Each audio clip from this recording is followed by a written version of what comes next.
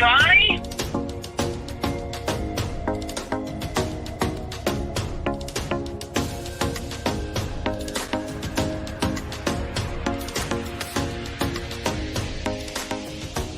And find something you're passionate about besides Ziggy.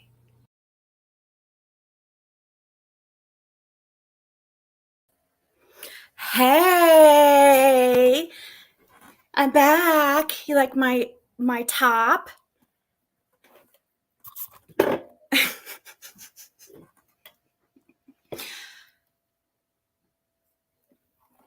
So anyways, I'm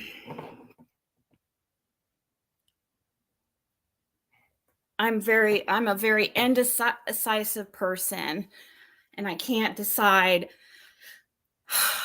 what to do moving forward with this channel, and I'm just going back and forth.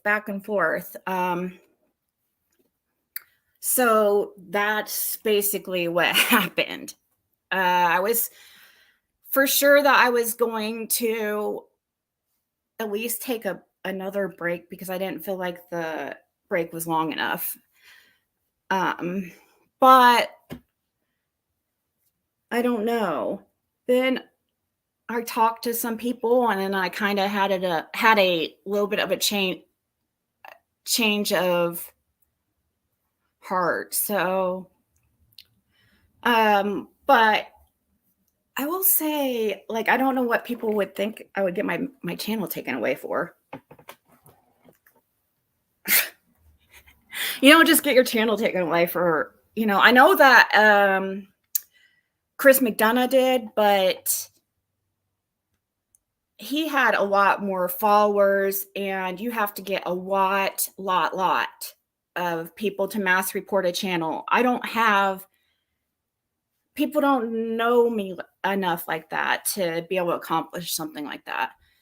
But Chris McDonough had over 100,000 followers, and plus his situation got world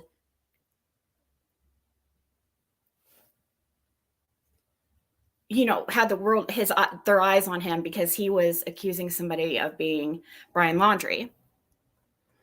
Hey, Michelle D and Sassy. Hey, Lady Sleuth. So Jam 420. So I figure I would just we're just going to go over some things going on in the world today as far as true crime. A lot of interesting things going on with the Bryan Kohberger. It looks like one of the people in our community was on News Nation. T-Rev. He's really this guy's really taken off. He's pretty new, isn't he? I remember people, Marlena Cantu, making me aware of this guy. No, he's not. I don't think. What do you guys think? Do you think Bryan will plead guilty? Yeah, I don't know. I don't think so. I think he's going to trial. And the only reason I think that is just because of his background in criminal justice. I think he believes he's too smart. He's one of those criminals that want to outsmart other people, and that's how I feel anyways. And it looks like to me that there's a lot of people in this world like that. Hey, Ava. Sassy. Yeah, he loves the attention. It's weird because he wouldn't understand. Like, there's so many people.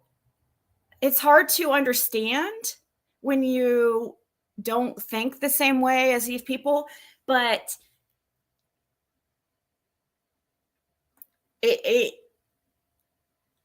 life experience will show you that there are people in this world that love attention no matter what kind it is. So this guy was on, I guess, Newsnight. What is this? What the hell?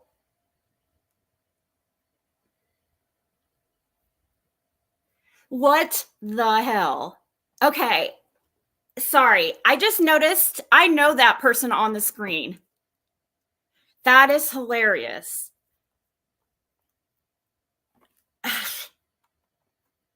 I didn't know they had a channel like that. That's so funny. Hold on. I saw. Oh my gosh, that is hilarious. I'm really biting my tongue right now. I'm really biting my tongue.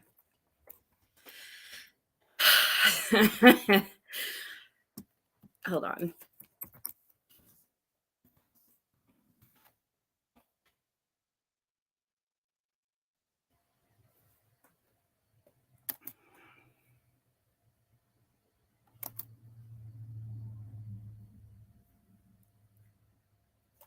What? Hold on.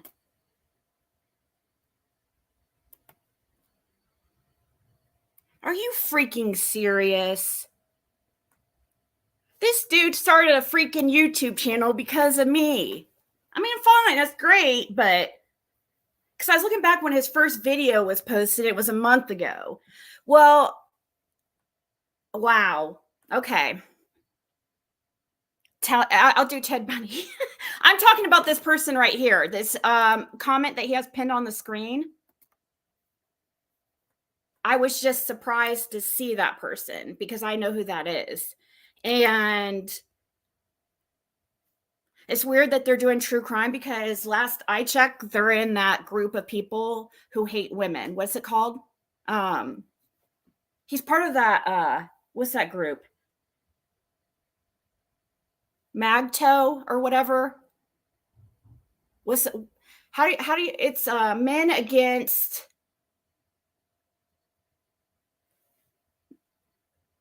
Something women. And that was his community. And he actually is basically family to Jim. Kinda. He by marriage. We'll just say that.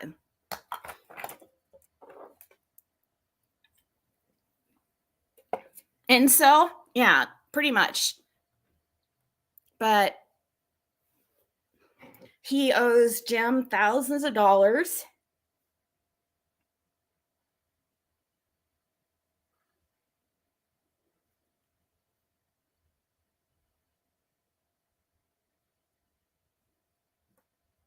Let's see. I have somebody messaging about that. Here, let's watch this. Well, I'm messaging this person back.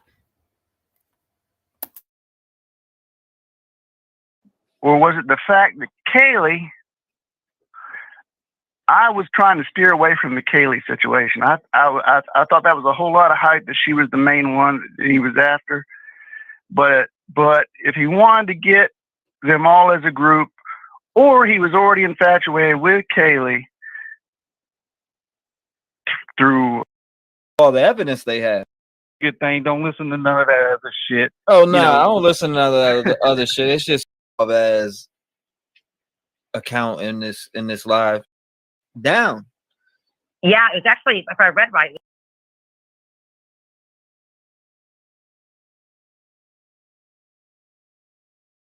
Hold on, I'm going to find the exact video instead of going through his, but this is T-Rev. If one of the mods want to share his channel, if you don't mind, well, I find this video, the original.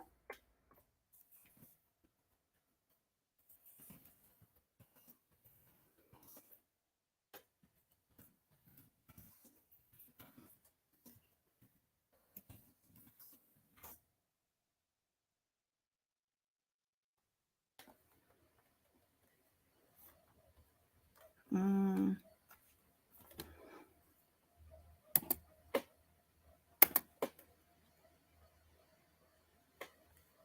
Did you guys hear about this? This Tinder date situation? I haven't watched this one. Let's watch this one. I'm excited. I just went to the mailbox. Once we get past the... Not one, not two. All right? And I see proof. I see reason to speculate about the nature of the character of the suspect in Idaho. That's what I want to talk about tonight, because that matters. Young people lost their lives. The police say this is the guy. We have to figure it out. That takes me to our first guest. So let's go to the introduction for the first guest. This is interesting, okay? We're going to meet someone who says, I knew him several years ago. We went on a date. And she had a very memorable experience with him. Nothing tragic, but Haley Willette. She's on the screen right now. Haley, thank you very much. I appreciate this.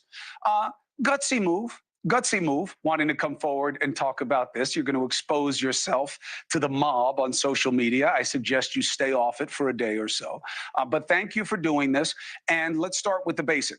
How sure are you that Bryan Kohberger is the same person that you went on the date with some years ago? 100%. Because? He just has a very memorable face, and I'm sure it's him. I remembered as soon as I saw him. And the name is fairly memorable also, and he was going by Bryan Kohberger then as well? Yeah. So tell me, what is the big takeaway for you about what you remember about this young man? The big takeaway is that he seemed completely normal until, we got back to my dorm, and then he got kind of pushy.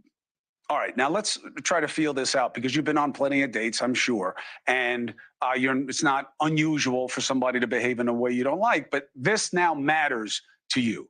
You say that there was a moment where he was touching you, not in a creepy way, but he was definitely touching you, and you brought it up, and that's when things changed. How so?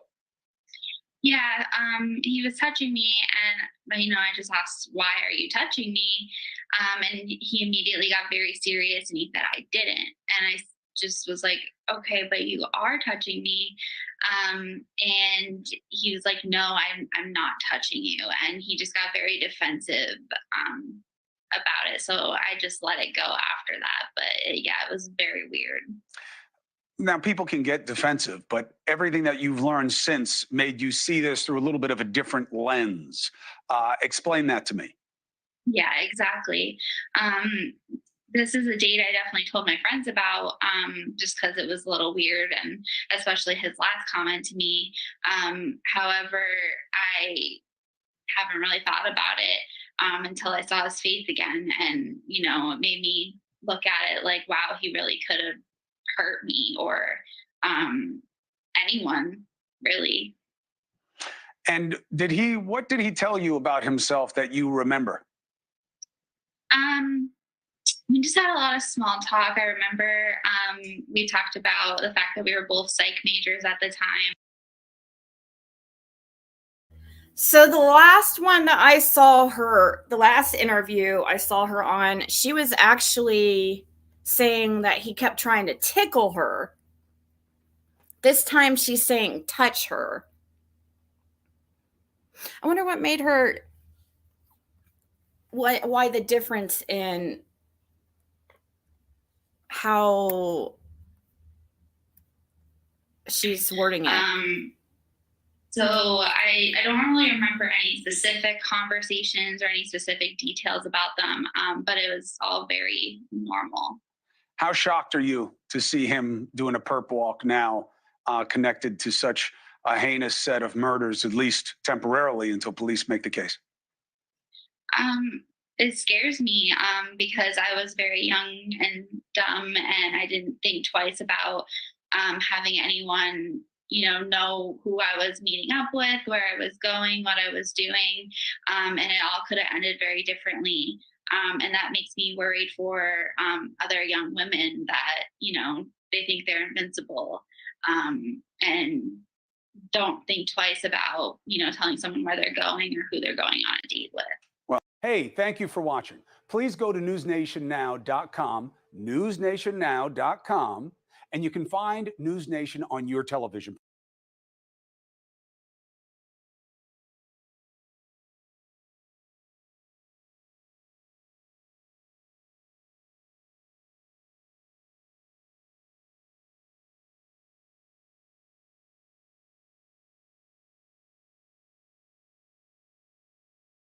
I'm trying to find the one where is T-Rex's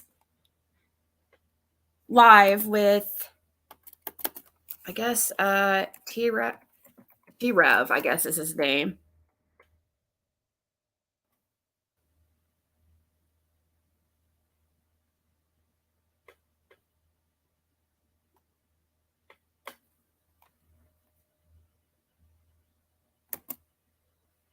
I had the whole right here. And I wanted to ask you what your thoughts were.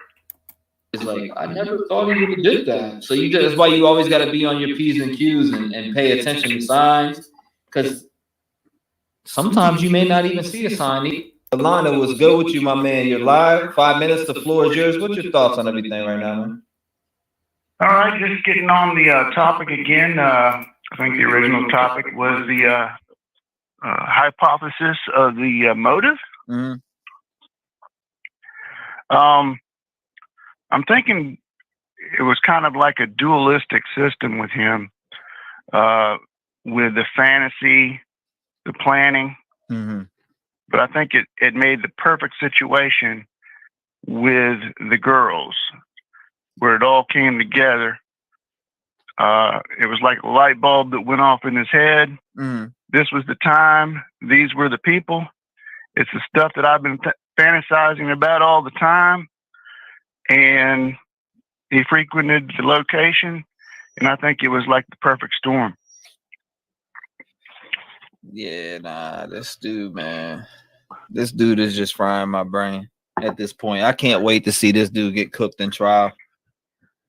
Oh yeah, he's going down. I mean, I think he is. I just do you think he'll use that knife as a pawn in trial to try to get life in prison when he sees the evidence that they have against him? Because we don't even know all the evidence they have. Bear to do away with, because he's, I mean, maybe more. Getting ready to. She's part of the group. You know, I would like. I mean, I don't have. Looking up the perfect barking sounds and all types of shit. Definitely need to look into him. But you know what? They got his Joy in the limelight. He's in a 6x4 concrete cell with not living in the middle of the night. Does anybody know how to access the video for this? Because I typed in that title and it's still not coming up on YouTube. Is it not on? Hold on. YouTuber leaves.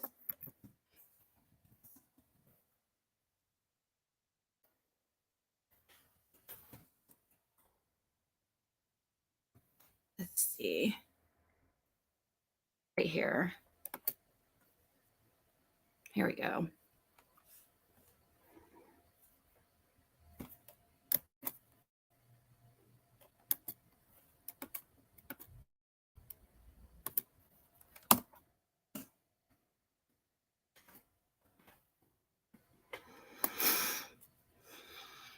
Okay, right here.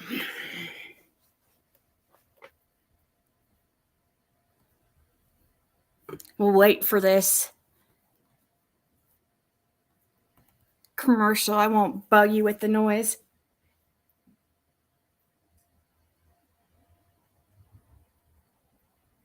Well, because Marie, there's been no crime. That's why, at all. It was, if people want to really listen, they can listen to the actual phone call that occurred. But I'm not going to talk about it anymore because it's complete. As the investigator said here that I talked to, there's no crime that's been committed. You guys, there's a reason why I'm not arrested. It's clear on the first phone, on all the phone calls, that it was a loan that was very, very, very much pushed onto me. And I almost feel like it was a setup. in a way to come back and be like, oh, look, see, Ziggy is a scammer. Oh, look, see, she did take advantage of somebody. I never once mentioned money, but this is not what I'm not going to talk about this anymore. I put everything out there. And so I basically have explained everything. I've been paying on it through Venmo. I don't know why they don't say when I make payments, but yeah, I've made 4 payments. And I keep paying that. I keep doing my agreement. So yeah, for those that are actually concerned, when you're in here with a new name I've never seen, there you go. That's all I'm going to say about it, because it's like a broken record. It's out there for everybody to see. It's on phone calls. You can hear the whole thing go down.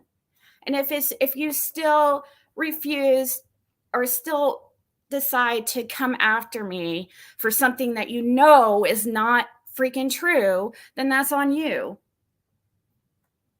But let's listen.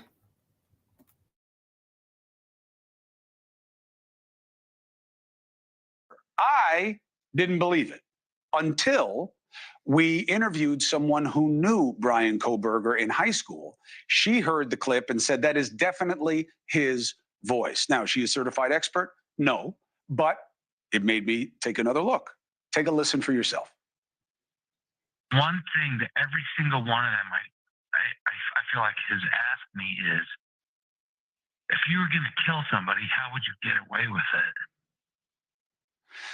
Now, again, it's him talking about the murders as removed from them. The host of that podcast initially was unsure as well whether it was Bryan. Now believes it was likely him. He goes by T-Rev, so we'll call him that as well, and he joins us now. Thank you very much for coming with your splendid YOLO hat on. You only live once. Good choice. So, Bryan Kohberger, you believe he called into the podcast. Why? I mean, with friends reaching out and saying, or people like her that spoke out that said that it's, that's him 100%. I mean, without me hearing his voice, I'm like, it's unconfirmed. But if you got friends that knew him and grew up with him saying it's confirmed, then I gotta say, hey, yeah, this is probably Bryan Kohberger. But, I did send it into the FBI. I did clip that. I also went through 80,000 phone calls, found the number, sent it into the FBI as well. And they have that, and hopefully they get down to that information. Good. Do you know that they are in receipt of it? Did they come back to you at all? I know they have it. I've never got an email back yet. All right. Well, good. You did what you're supposed to do. Now, what struck you about the kinds of comments that this man made to you on the podcast? Oh, man. Why would 10 people come up and ask you how to get away with murder? I mean, make that make sense to me. Why would 10 human beings like ourselves come up and say, hey, how would I get away with murder? And that's nobody's going to do that. And realistically in life, who is coming up to me or you or anybody that is around us right now and asking us, hey, do you know how to get away with murder? And he was saying that people kept coming up to him and saying that. Get energized at Planet Fitness. What the Join heck? for $1 down, $10 a month, cancel anytime. Ends January 12th. Okay, we have been covering up. Why the heck does it not play the whole thing? Well, that's lame. Want to see what hand they have against him? Hell no, he's going to trial, 71%. Is it better now? From Lori. So I didn't, yeah. Maybe I could find it on his. I know. I don't know. He has a playing in the background the whole time, so it's hard to. His voice as opposed to reading. She gave a freaking hand. Well, I gave up. Hey, Little Wing.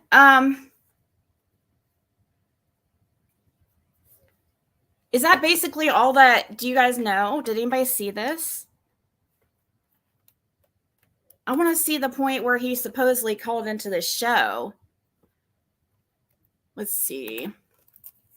Bryan Kohberger Cohen podcast.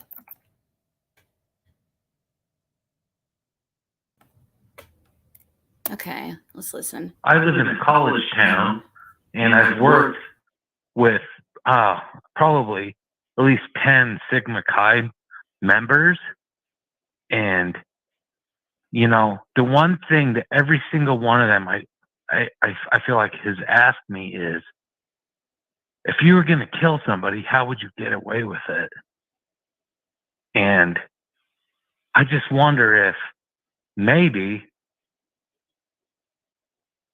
this is nothing more than some kid in a fraternity trying to prove himself.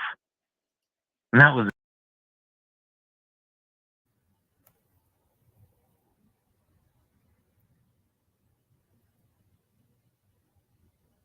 Wow. A kid in a fraternity. Oh, yeah, he was just going through hazing. That's it. He was going through hazing. So to prove himself to the fraternity, he goes and kills 4 people. Is this guy for real? Is that what he's trying to say?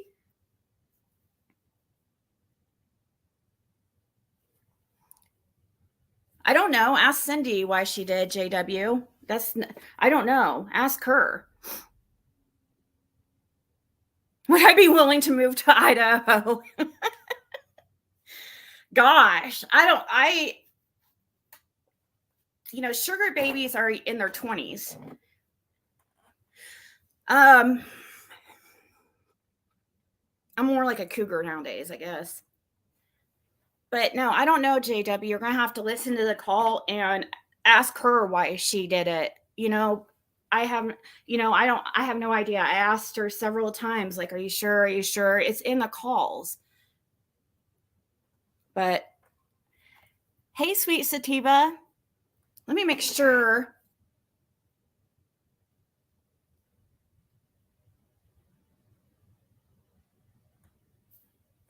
Here, let's continue listening to this. This is interesting. Like, yeah, that is a good point that T-Rev is saying. Who would actually come up and be like, if you were going to commit a murder, how would you? Nobody's ever asked me that, I don't think. So it's weird that this guy says 10 people have come up to him and asked him that.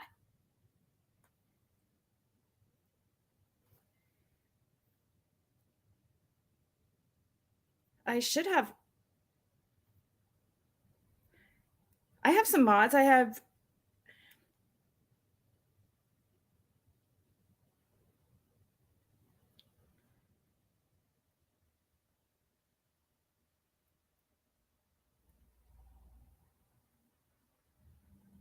But yeah, hey, Keith.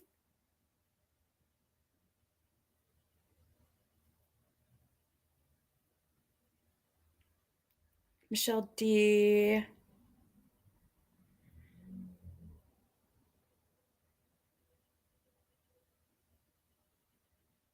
Fidgeting? I don't know.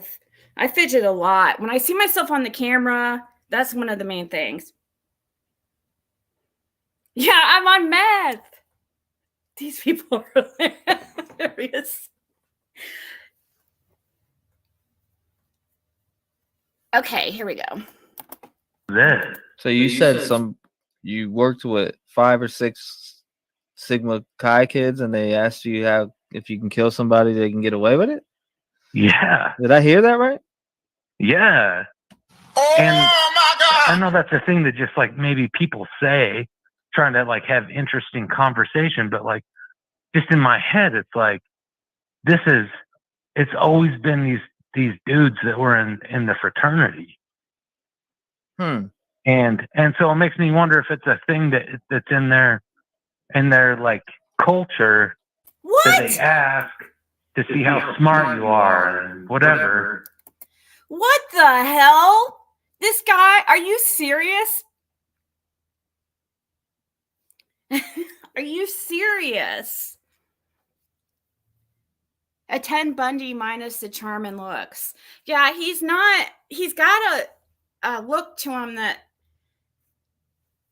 is creepy. But did you guys see that guy who, I guess he's from the UK or something? He's from overseas. And I guess people keep tagging him and saying he looks like Bryan Kohberger. I mean, he's highly offended, like he should be. I mean, he's actually good looking. So to me, I mean, I see why people say that, but here, let's see if I can find it after I play this. And what kind of answer you come up with, and someone took it too far. Oh, what kind of dudes would ask you that? Well, that's crazy as shit, man. That's an outrageous statement, man. I'd write their names down. Yeah, man. Like I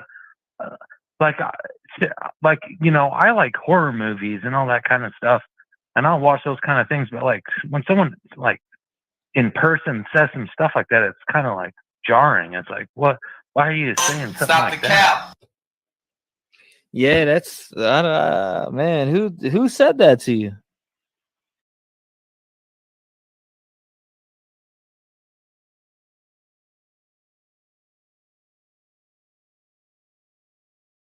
I live.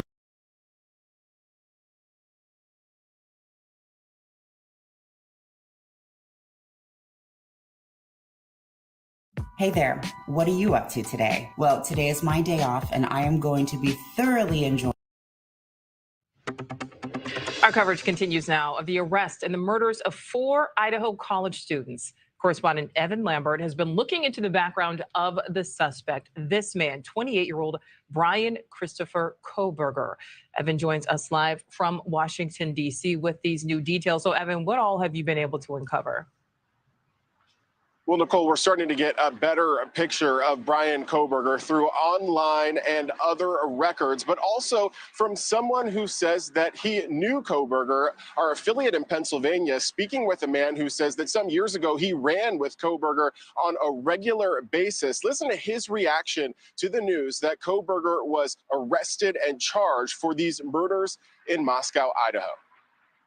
I used to go on night runs with him because, like, I didn't want to go running at night by myself. So I would text him like, "Hey, you want to go for a run?" We go for 6-7 mile runs at night. So like when I saw who it was, I was just in like complete shock. I'm still kind of like shaking knowing about that. Like it's just unreal to think somebody could actually do that to somebody. Like it's absolutely like mind-boggling. Like my adrenaline's still kind of running after finding that information out. So just I feel for the families, and I'm just happy justice can be served now. So.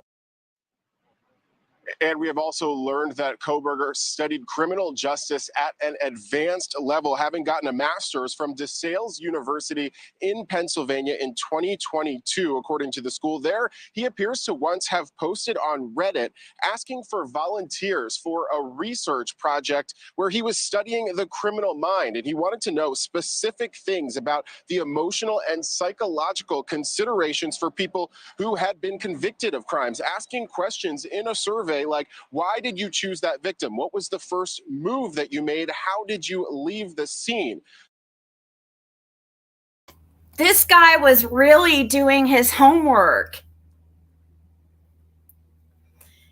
I know, find me. I thought they'd like it. I'm so hot.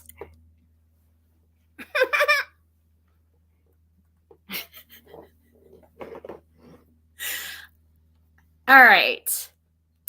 Yeah, this guy really did his homework. Doing actual surveys and studies like they do. I don't know. For those of you who have been, I know when I went to IU, and I'm guessing it's probably pretty common for like bigger schools on campus. I don't know if they do it virtually. I've never had it happen virtually, but you get, as part of your psychology class or sociology, they sometimes have you as a way to get free participants too, because they want participants in these studies. And this way they don't have to pay them. They have college students take these studies. And they ask you questions. I remember in at IU, the study that they were that they were giving all us was about the what's his name? So I was going to IU. So Kinsey, he was the one that did all that research about sex and stuff. But they asked like really personal questions. This is different. Obviously, he was just going on. It seems like he frequented these forums. You know, was he trying to commit the perfect murder? He seems totally like the type of person that would would call into a show thinking that he's outsmarting everybody. He feels like, I'm sure he's loving this right now. So very eerie, knowing he is now accused of going through all those thoughts, having committed 4 murders, according to police. Now, he is currently a PhD candidate in criminal justice at Washington State University in Pullman, which is very close to Moscow, Idaho. A friend telling News Nation that he went to Pleasant Valley High School in the area near the Poconos. This is near that scene where he was arrested this morning. A news article from the local paper and school district documents tell us that he later worked there as a security guard. So a strange background for someone to now be accused of such gruesome crimes. Now, we also were able to confirm through county records out in Idaho that someone of the same name, same age, so it appears to be this suspect Kohberger, had been stopped on a seatbelt violation in August. So if these charges against him are true, that means that he would have at least been in the Moscow, Idaho area at least twice. Nicole? And Evan, you confirmed that he... Okay, oops, I forgot to mute. So sorry if the sound was crappy. This was 11 days ago, so that's, yeah, this is old news. Because I'm pretty sure that they have him at the scene 12 times is what I heard, right? Have you guys heard any more?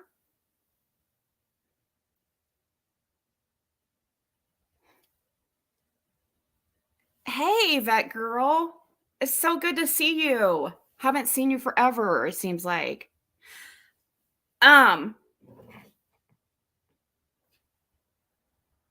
He did want to be... He's kind of telling the truth in a way in that call. I want to listen to that call again because that was interesting. And this one only has, the clip here only has 2 minutes. Is there... trying to see if there's one that's longer, but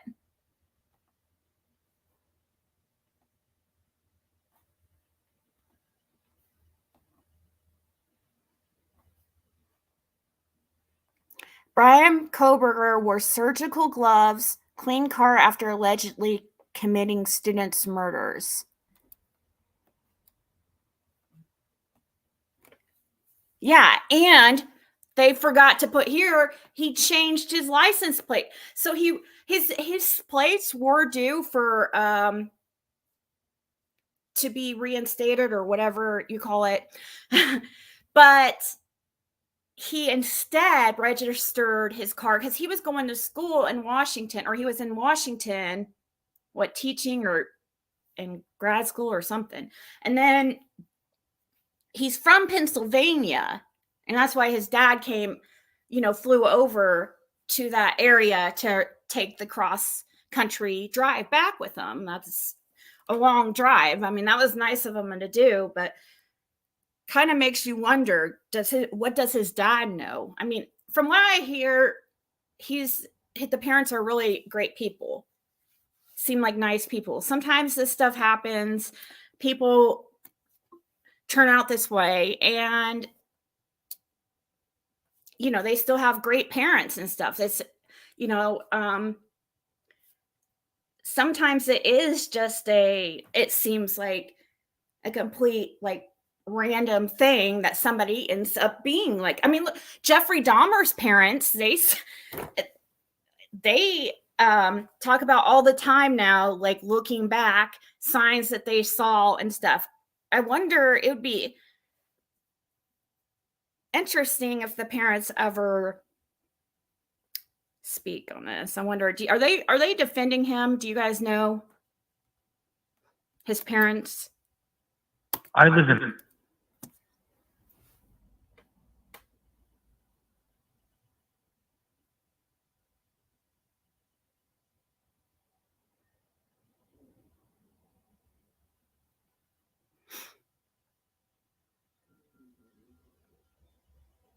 Teacher's assistant going for his PhD. See, a guy who's in school for his doctorate, and listen to him on this call, like,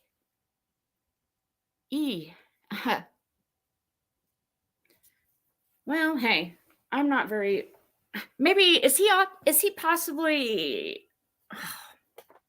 well, I don't want to start, here I go, start trying to come up with certain type of mental disorders and stuff like that. I'm not a doctor, but it makes you wonder when you got people telling you, oh, how great his parents were and how nice they were and stuff like that. And then something like this happens. I mean, he's innocent until proven guilty, but there is so much, it just looks like there's so much evidence against him. Well, I guess according to a person who knew him, they ID'd that person as, in fact, Bryan Kohberger. They say it sounded exactly like him.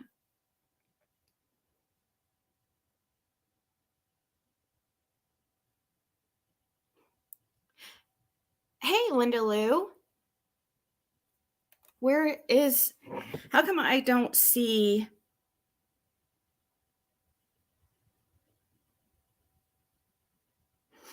Hey, Jess Samantha, you put a picture up.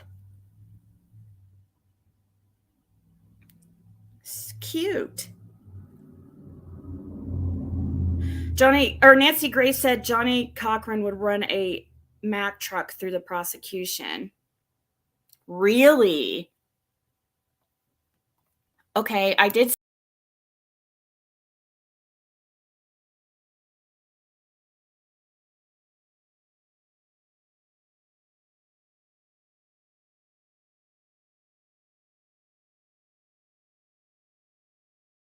I didn't mean to do that. Sorry.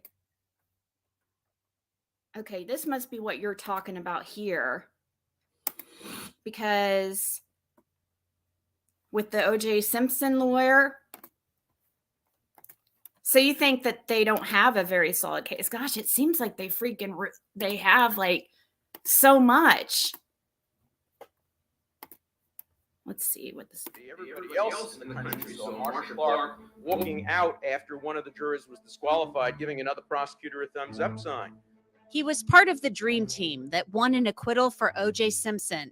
Now Alan Dershowitz is talking to us about ways a lawyer could defend Bryan Kohberger at trial.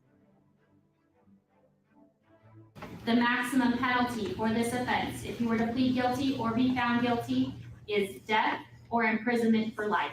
Do you understand? Yes. I'm Anjanette Levy, and welcome to Law and Crime's Sidebar Podcast. Bryan Kohberger is in the Latah County Jail, being held without bail for the murders of Maddie Mogan, Kaylee Gonsalves, Xana Kernodle, and Ethan Chapin back on November 13th of last year. The prosecution claims the murders were planned, likely for months. No murder weapon has been recovered, and police still don't know the motive. And so far, Kaylee Gonsalves' family says they haven't found a connection between her and Bryan Kohberger. Over the weekend, Kaylee Gonsalves' sister spoke to News Nation. I think we're still going to keep looking. I've had a lot of people reach out with, Instagram posts or even Spotify or lots of connections that they've been able to find. And those are super valuable. All of those go over to, the Moscow Police Department, as well as the Idaho State Police and the FBI, because nothing is insignificant at this point, and everything is being looked through. This case has captured the attention of so many people around the world, and the release of the probable cause affidavit included evidence that police say they have that places Kohberger at the scene of the crimes. That includes cell phone data police say places Kohberger in the area on at least 12 occasions, surveillance footage of a white Hyundai Elantra circling the area and pulling up to the home the night of the murders, and Kohberger's DNA on a knife sheath that was found laying next to victim Maddie Mogan. I spoke with the attorney for the Gonsalves family about that affidavit and what they think about it. Well, I think it was a lot more information than anybody expected. I've read probable cause affidavits in the past, just through as a prosecutor and a criminal defense attorney, and this was pretty extensive. It kind of lays out the prosecution's case. I'm sure there will be additional evidence that they haven't released in the probable cause affidavit. It gives you a good guideline for how they determine that it was the defendant in this case. Another startling fact in that affidavit, a surviving roommate told police that she actually heard crying coming from Xana Kernodle's bedroom the night of the murders. And she also said she heard a man saying, "It's okay, I'm going to help you." Then she said she saw a man walking toward her and exiting the home through a sliding glass door.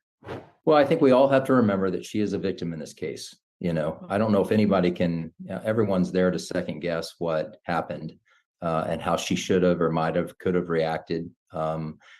She states I think in the affidavit that she froze in that moment and then went back in her room and ultimately the 911 call wasn't made until. So what do you guys feel about that? About this girl, DM, I think that's her initials, about her coming face to face with the intruder, the killer. Do you think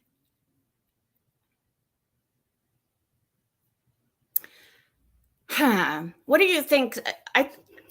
Nobody's first thought is going to be, oh, that guy just killed somebody.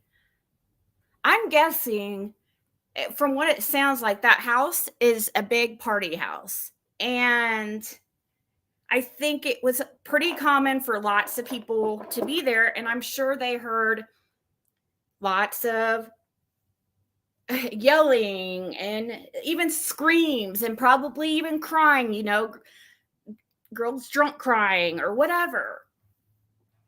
So I'm guessing she just, nobody thinks something like that's going to happen. Because thinking on it, it does seem like, what the heck? What took her so long? Because I think I probably even said that. Why wouldn't she call 911? But it was what, 4? It had to have been 4 something in the morning. She could have been like half asleep. And it sounds like they were all, like half of them were at Sigma Chi and the other half were at, where was the other half of people? Other half of the people.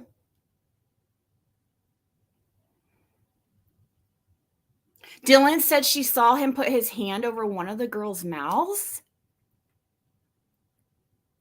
I can't get past 9 hours before calling 911. It has to have a smell. Plus, she called friends first. But he walked right past her, and she froze for that long period of time. I just don't know. For all the roommates knew some guy was there for a party or a hookup. Yeah. And it was cold, right? Because I guess he was wearing a mask.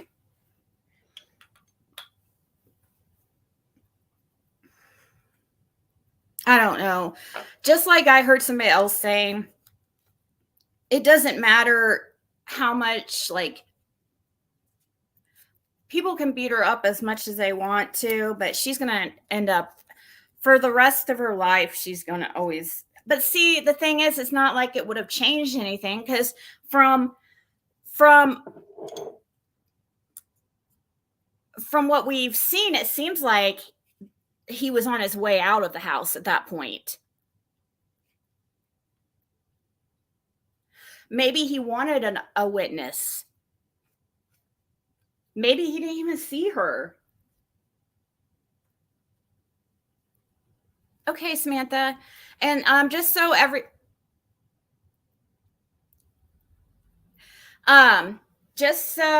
everybody knows that's coming in, I did unmod like literally everybody. Every single person, no matter who you were, okay? So please don't take it personally. If you're still wanting to be a mod for this channel, please just email me, and more than likely I'll mod you if I know who you are. And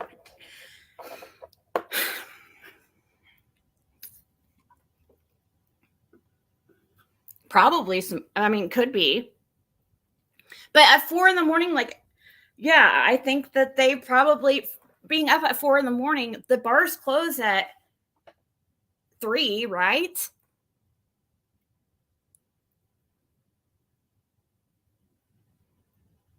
He didn't notice her, possibly.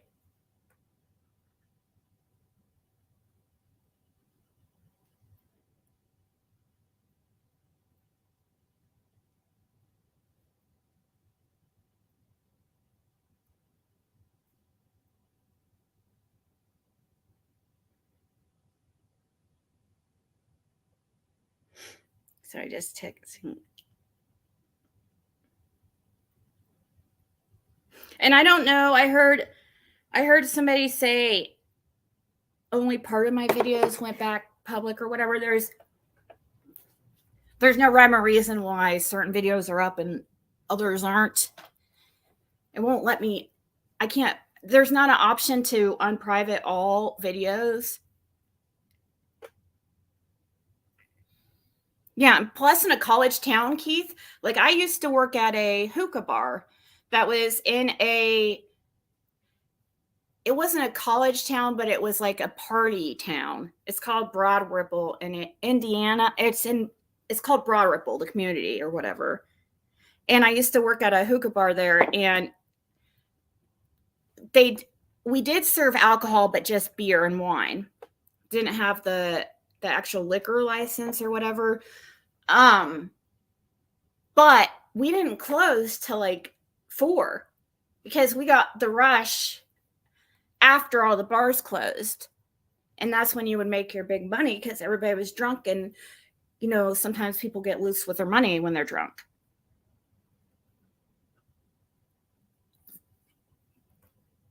You bartended in Broad Ripple? Oh, cool. Well, I was about to ask where, but probably a good idea not to say.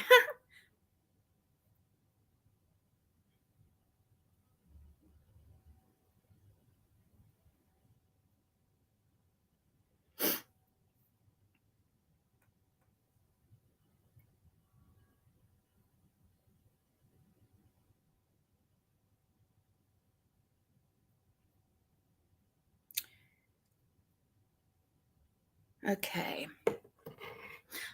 Oh, yeah, I don't know why the PayPal thing went up. I don't have my PayPal anymore because of that whole incident. Cindy reversed the charges and collected from the companies on top of taking payments from me. And because that card was in her name, when she reported these charges as unauthorized, when it shut my PayPal down that I've had for 10 years. So yeah, I thought I took off that PayPal off of Nightbot.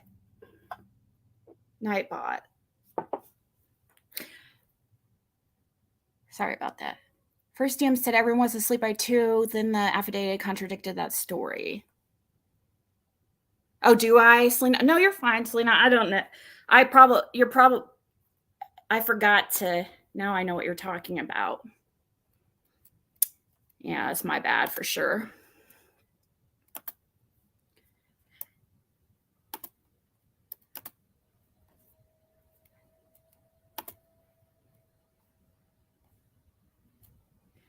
Apologies.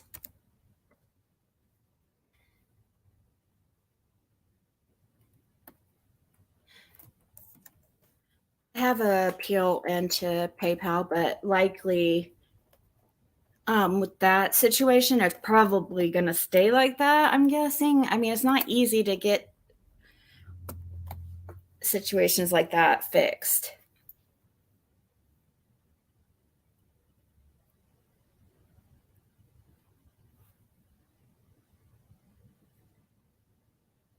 What do you mean, Miss Shu?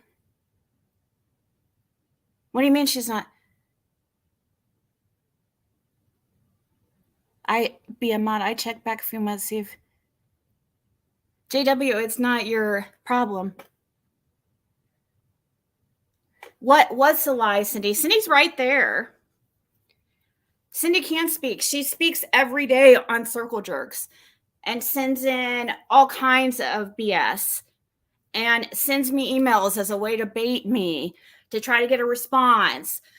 And then when I don't respond, accuses me of changing my phone number. And then when I finally respond, she screenshots it and gives it to Circle Jerks. Like there's no winning with her.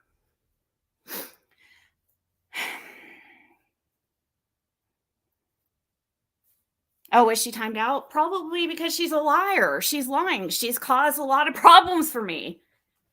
She's not being honest. She's going with the crowd and just following what people are saying instead of going with what's the right thing to do. You don't sit there and offer somebody who is grieving on the hardest day of their life when somebody passed away. You don't sit there and make their freaking, get them all worked up and offer them this loan and how it's going to be between you guys and just don't say anything. And to, it was arranged to get the car and the rent and all that. So everything was talked about, guys. And if you guys don't go listen to it, or if you did listen to it and you're just continuing, then I can't help you. I'm not going to keep explaining it. Like, they can go on there every day and talk about it all they want. I'm going to do things the right way. So anything I handle is going to be through the courts. I'm not going to talk about it on YouTube because YouTube, it doesn't get anything done. It's just coming on here and bitching. I actually get things done. Dumbass. Well, here, I'm not going to even say. I'm going to keep my freaking mouth closed. Oh, I tried Miss Yu. She wouldn't talk to me. Or I tried Miss Yu. I talked. I had so many conversations with her. I tried. And she was nice to me on the phone. And then next thing I know, it was like she called them right back up and sent them a screenshot. It was like she was playing both sides, but then it fell apart and she had to choose. She went for the one who right now that's where the crowd went, because you have people that seem to know what they're talking about, or act like they know what they're talking about, who sound actually halfway intelligent versus six up, and people are believing them. But only time will freaking show you guys. There's no proof at all that I've ever scammed anybody. Actually, quite the opposite. I'm 41 years old, almost 42, and I have never had any type of theft charge, any type of financial charge, any type of felony. There's a reason. You don't just wake up at 41 years old and decide you're going to steal $7,500. That's dumb. Do you think I'm seriously that dumb to take that kind of loan without my T's crossed, my I's dotted? I mean, that phone call was recorded, and thank God it was. And then to get mad at me for releasing the phone call and the truth? Why would you get mad at me? So that's all I have. I can't keep going on about this, guys. I really, really, really can't. I want to explain everything to you guys. I really do. But every single time that I speak, every single time that I put out proof in the phone calls, it doesn't do any good. Like somehow it just comes back on me, like that I'm the bad guy because, oh, look what I'm doing to poor elderly Cindy. Does anybody not see the problem? Like why she's so easily taken the victim role? I was so thankful for her. And she even said so many times she didn't regret it. How are you still going around saying you don't regret it? And then trying to send me emails. She's sending me emails like to try to set it up, like backtracking. Oh, I didn't know you were going to spend all. What, Cindy? It's in the phone calls. You were told straight up, and actually, it was you that pushed it. So, yeah, it does seem like a setup. And it's really sad.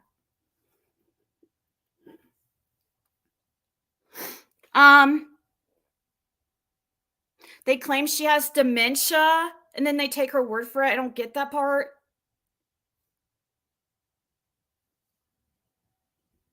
The limit increase, that's another thing. Do you guys really think I would freaking put in a credit card increase? Really? Come on. First of all, I would ask her the date of that. And also, I would ask her to prove that that was me. How do I know it wasn't her to try to... This all seems like a freaking setup. How do you guys... Why would I ask for an increase? That's like the stupidest thing ever. Because, for one, that wasn't the agreement. I wouldn't take money that... Or take money that I was not...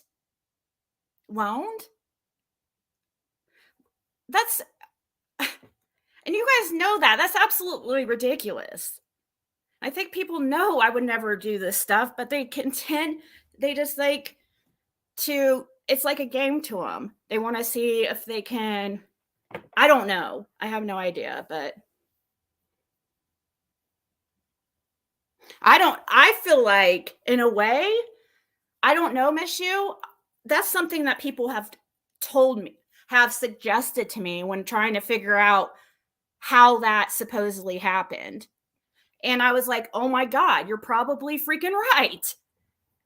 Because now that she claims like she doesn't have dementia, okay?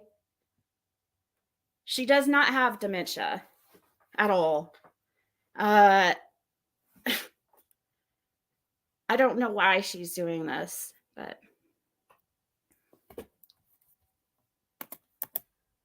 later, 8 hours later, I believe, or something along those lines. But who knows? I mean, maybe she saw him and maybe she thought he was going out for a smoke out on the deck and coming back in. Who knows what was going through her mind?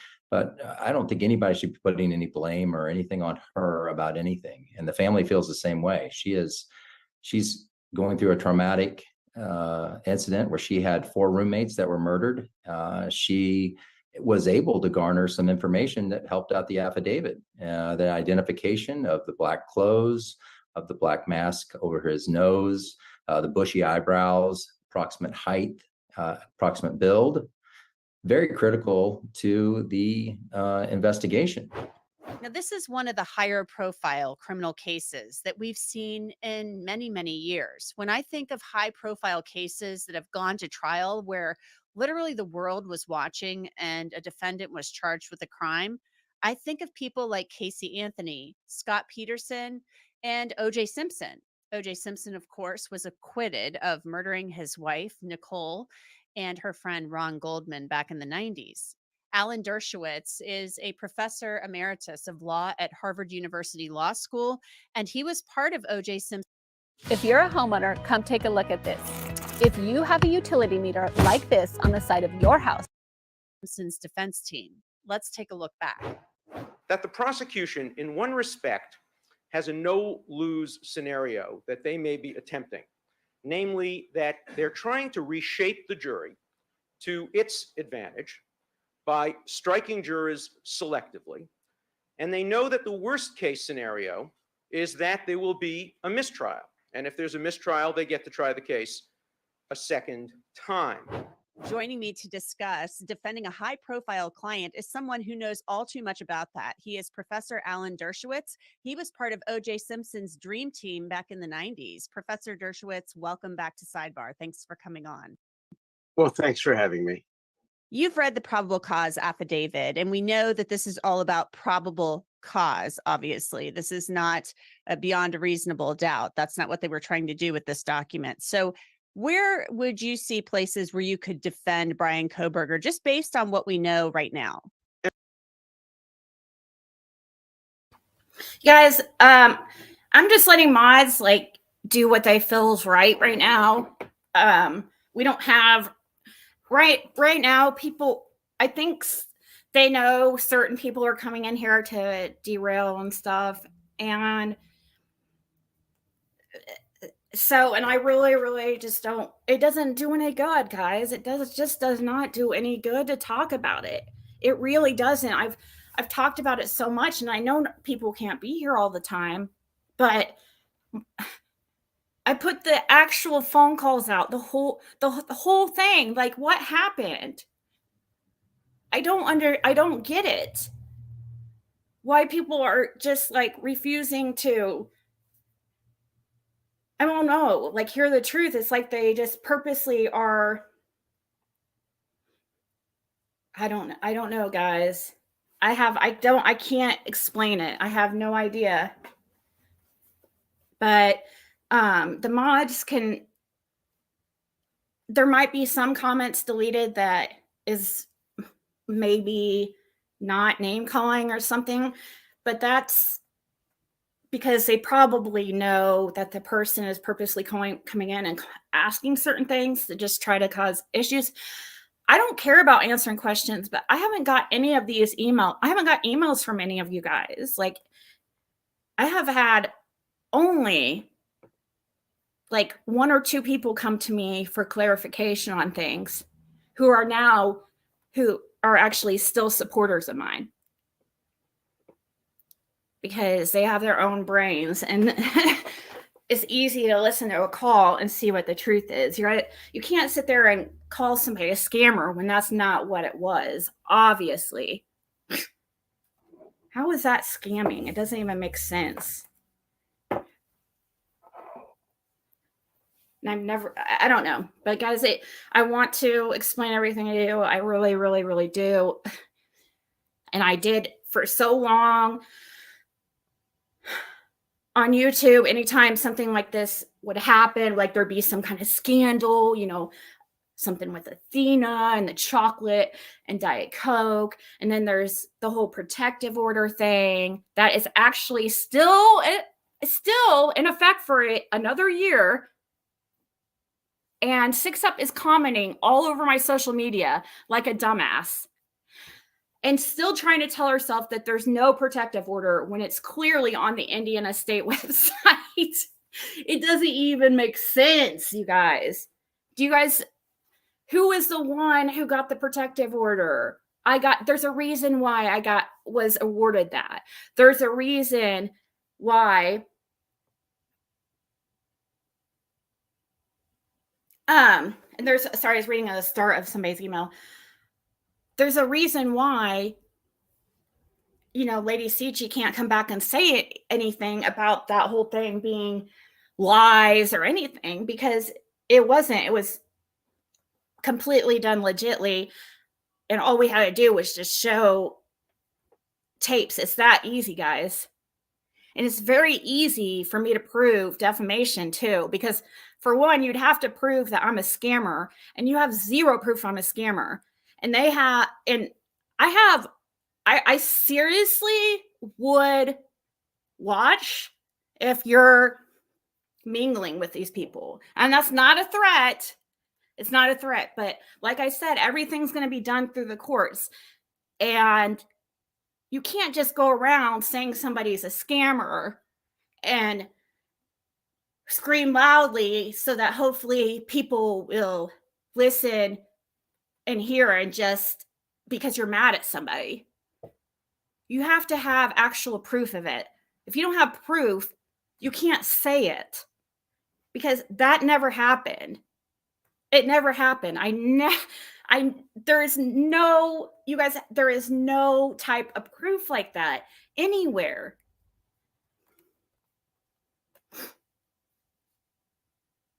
Well, but people keep asking Mama of Five, and it's really distracting. Like, I have, and you know, I just, at some point, it does have to end. You know, it does have to. And I'm just trying to explain it because for like the 20th time, I know it does no good, you know, but some of you guys actually deserve answers. Some of you are just trying to stir up shit, just like how Cher put on she put up a post that she blatantly knew was a lie just to stir shit, just to cause problems. She went on there and put up a post saying that she heard I tried to auction off Athena. People are going to gas stations to get pictures of me. You guys don't think that's weird?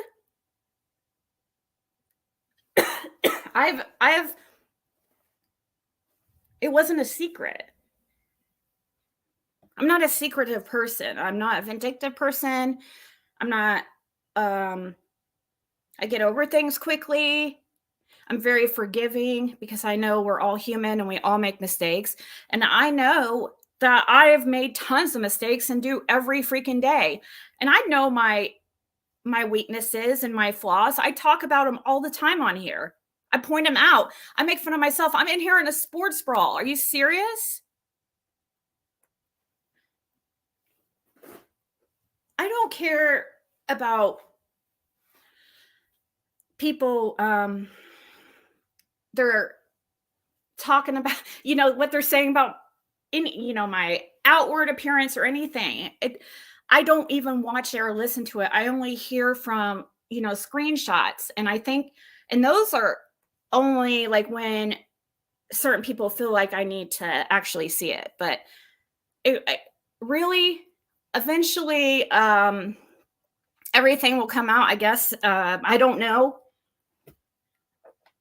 You guys will, I don't know. I don't know what to tell you. I mean, I put the calls out and it's straight. It's black and white. It's so obvious. And I'm just so disappointed in some of you guys. I'm sorry. It's so disappointing.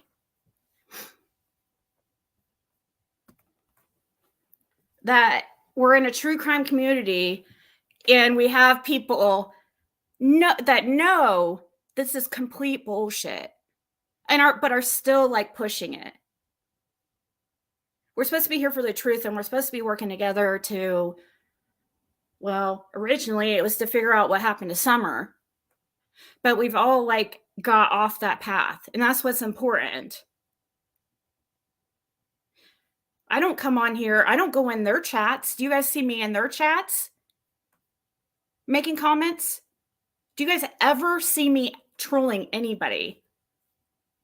I never sit there and continue this stuff, go to people's chats. You guys have not seen me in CJ's Circle Jerks chats or Six Ups. I don't watch that stuff. It's so negative. And people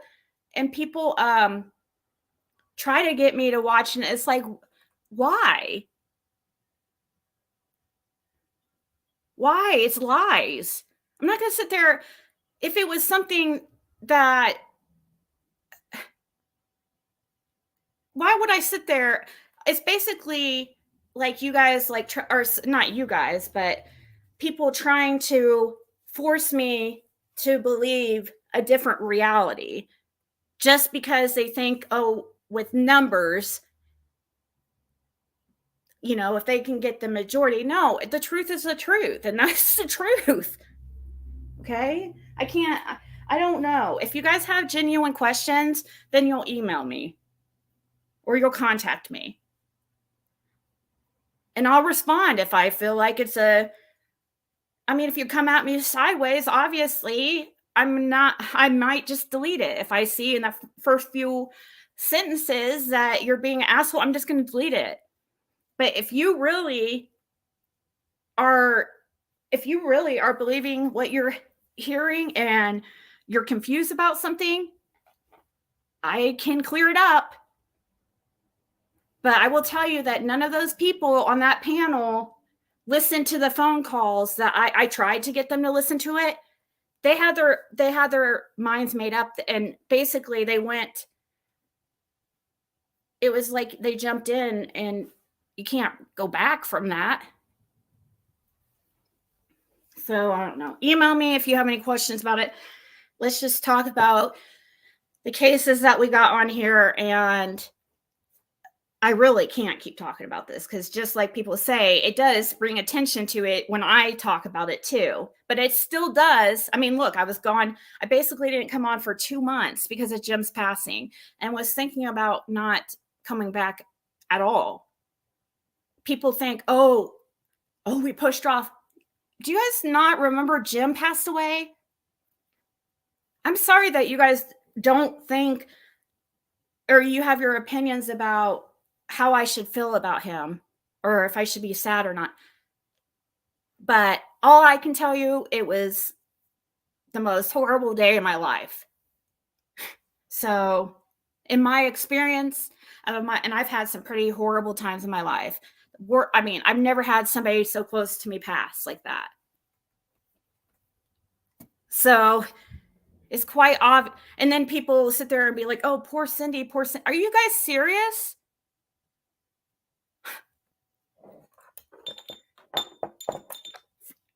I just don't understand some people's like, I understand it was a big amount but it still was a loan. Okay. Every case is different and every defense is different. I am always opposed to lawyers who say, I always do it this way. I always put the client on the Marie, stand. I'm not going to listen to somebody like you who I've never seen in my life. I should go and pay something back? No. Are you serious? In what way? What way? Do I just pull it out of my ass? Really? You don't pay. It doesn't happen overnight. We were both under the agreement that this was going to be a couple-year thing. Okay. I'm going to do what I agreed to, and that's it. If I want to do above it, if I have above the amount to that month to give, I will. Because trust me, I want this over too. Nobody wants this over more than I do. I can promise you. I can promise you. So, you guys telling me, oh, you should just, yeah, magically, you're just going to, sure. Guys, the money went towards paying the down payment on the vehicle, 2 months of rent, and getting my bills caught up, just like I told her in the call.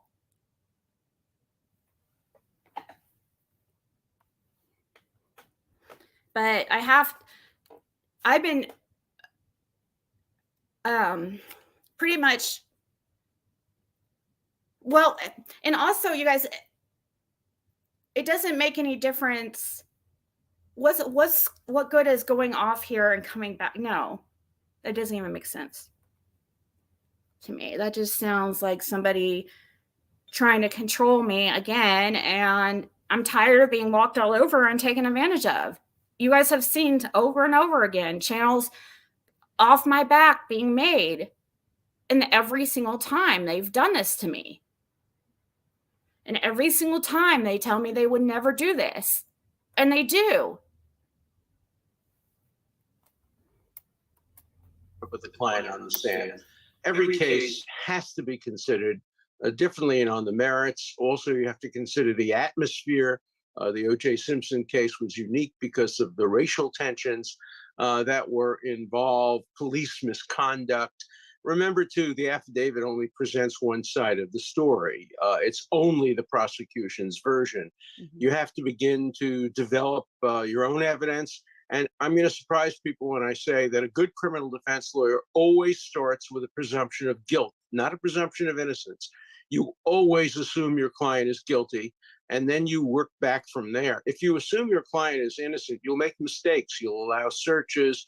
You'll allow him to speak to the police. So you always start with a presumption of guilt and then try to develop evidence that questions or challenges. And you always keep in mind the possibility of a plea bargain.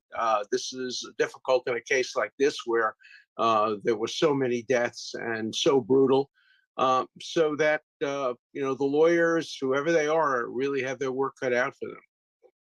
It appears that way. And obviously, things have changed a lot since you represented O.J. Simpson and were part of that team back in the 90s. We have all of this cell phone evidence, things like that, computer stuff. They're going to do a deep dive on his computer to see what's going on in there, to see if it is indeed true that he is the guilty party and was the person possibly stalking these young women.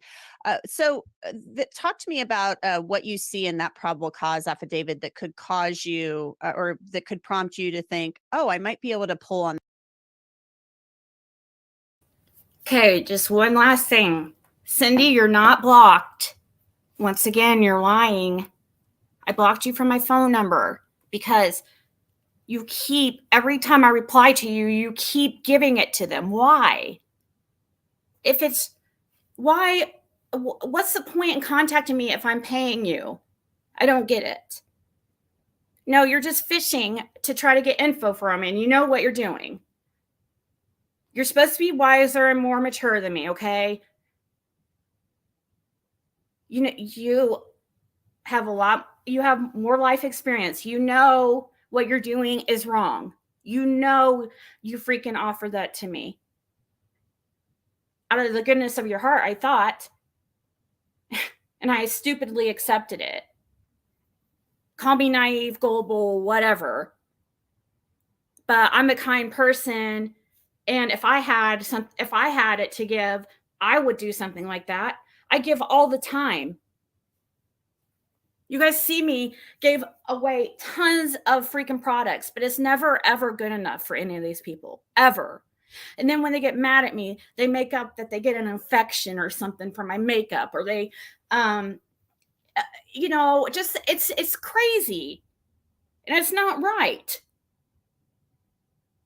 And in a way, like, that is part of the reason, part of it that I'm staying, because even though me leaving has more so to do with gym passing and my mental health overall, because it's not just this incident. It's like, it's like a cycle, things will start to get better and then it's something else always.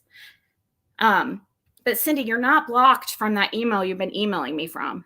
You can still email me. I just did not respond because every freaking time I respond, and it's true, you screenshot it and give it to them. And it's that freaking, from what I hear, is that night's CJ content. I can't trust you. I tried to talk to you woman to woman. I tried to but you just you would tell me one thing and say you weren't mad and you didn't regret it. And I would try to ask you, why is this happening? You would tell me, oh, I didn't tell them. And I'm like, but you told me not to say anything to anybody. It didn't make sense why you did the things you did. Unless it was to try to make me look bad. I mean, what other reason? And you use the time that Jim passes away as a time to do it? It's gross.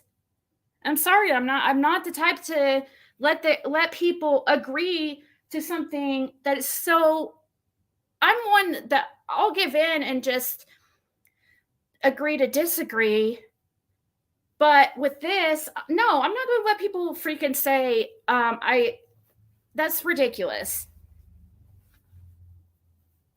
I mean, they can say it, but I can't. There's a reason why I'm not arrested, okay? But for some reason, you guys still think that these people, you seriously think that I stole $7,500 from a poor elderly woman and I'm not arrested?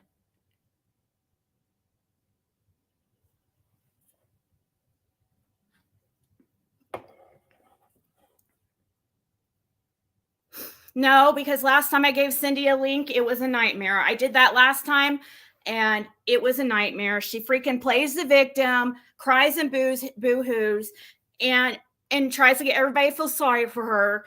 Like when she's, first of all, not elderly. I never knew her not to be in her right mind. I just thought she was sensitive. I never knew anything to be wrong with her. If she's so incapable, then why does she have credit cards like this? Don't you think by her age, there's probably a reason why she says her boyfriend didn't know about the card. Then she tries to give me an email, his email supposedly, her boyfriend's email to, oh, what happened to that, Cindy? You email me to say, from now on, contact my boyfriend. And then you give me an email that was a fake email. You give me an email that you freaking made. You were impersonating him.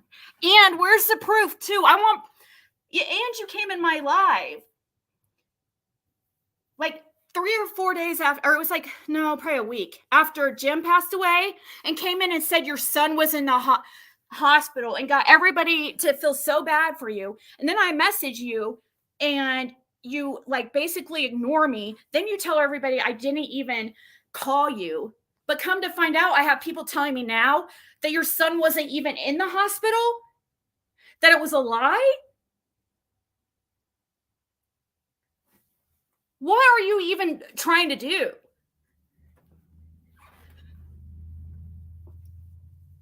It's so sad. I thought these people were good people. Like, I really thought highly of these people. I really did. But they're just straight up lying. And if you have to lie, then you're doing something wrong.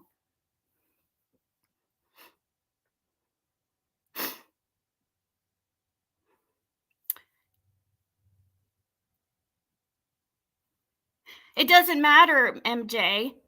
It was our agreement.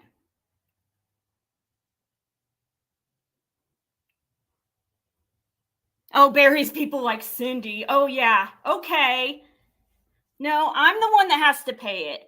I'm the one. It's my responsibility. I have to pay it. Okay? I have to pay any interest. And trust me, no, it's not going to be.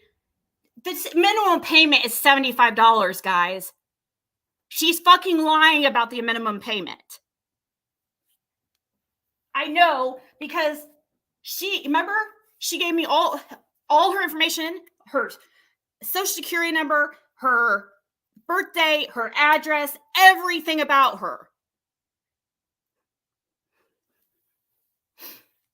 And we called the credit card company like 3 times together. The automated system. And I think we talked to a person one time.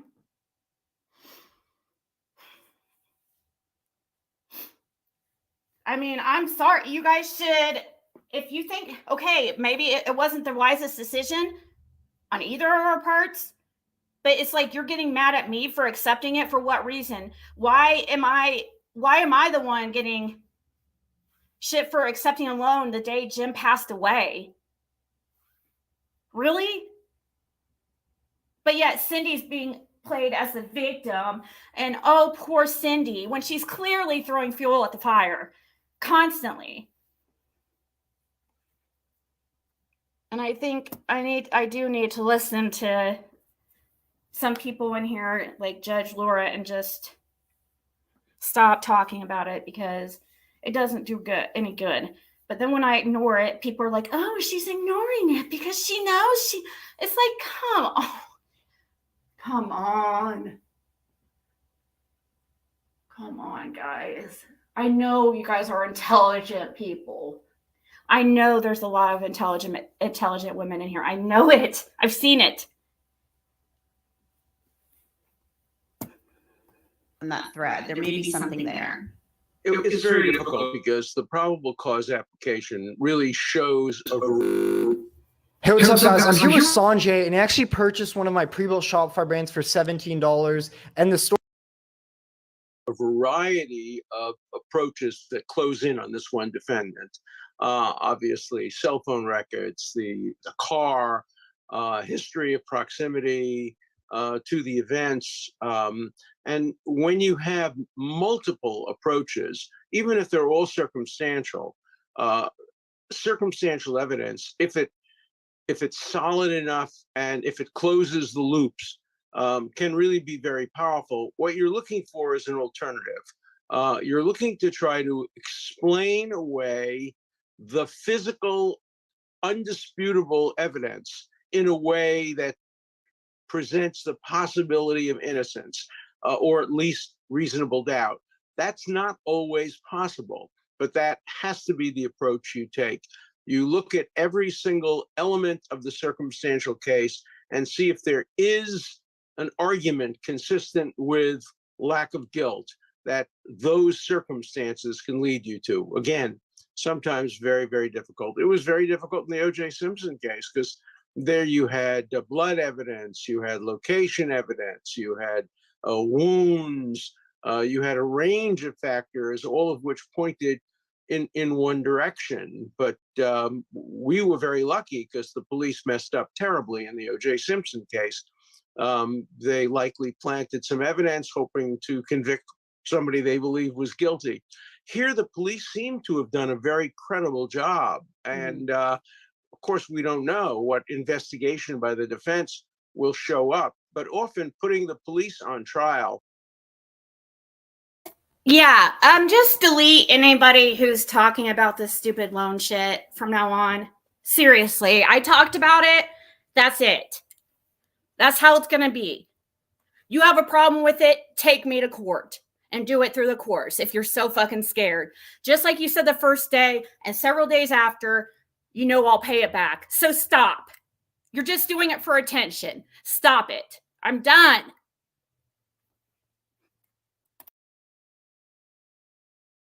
Please just delete anything about the loan anymore. I'm sorry, guys. This is crazy. And yes, it is derailing because people take the opportunity to come in here all at once because they sit there and watch in Discord and stuff. When I don't do that stuff to them, do you guys see me randomly like there's only certain people that you notice when they come up in topics. All of a sudden, here comes people on the chat. And so it's obvious what they're doing. If you have any questions, you can email me, okay? I'm not trying to be mean or anything. I really am not. It's just insane. Okay? I'm sorry. That's all I can say. You can email me if you have legit questions that, ask respectfully. And then put it on Circle Jerk later on, I guess. Whatever. And Cindy, I will respond to you. Of course, that email is open. And so is my other email, my regular email, YouTubeZiggy@outlook.com. I will email you. I will stay in contact with you as long as need be. Like you emailed me randomly and told me, 225 was due on January 3rd. I'm like, I just paid a payment a week ago. And you're like, January 19th. Oh, yeah, that sounds good. January 19th.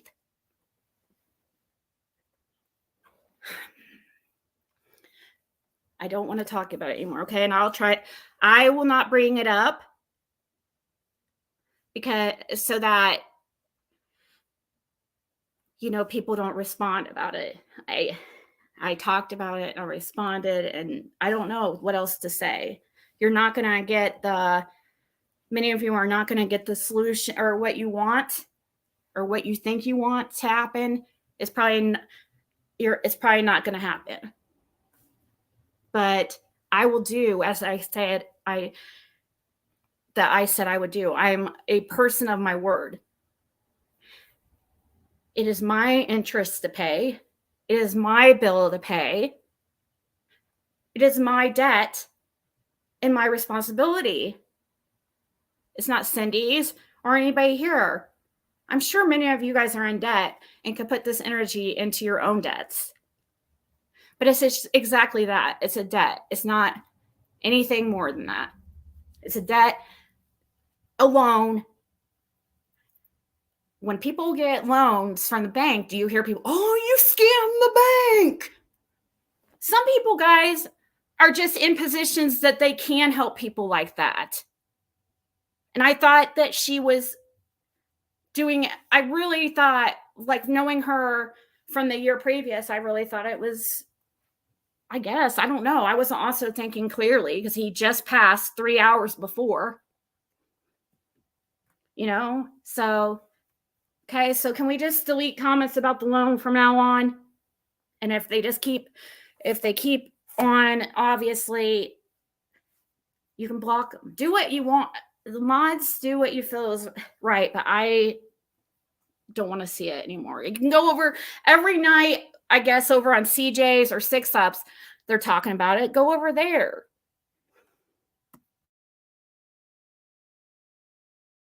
Putting the prosecution on trial and deflecting attention away from the defendant toward other people can be an approach that's worth pursuing as well.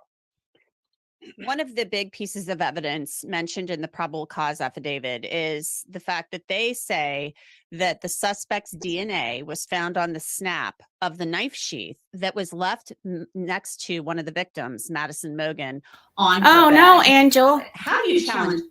No, Angel, I'm not mad at you. I don't remember anything about a super chat.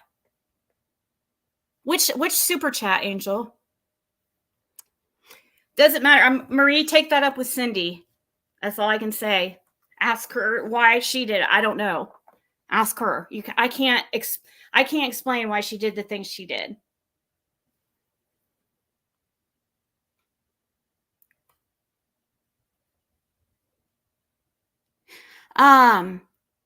Super chat. I don't know what you're talking about, Angel. I have no idea. But if you can email me.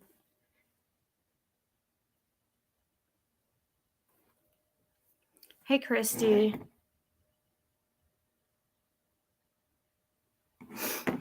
Well, this is Law and Crime Network. This isn't other creators. This is a news station.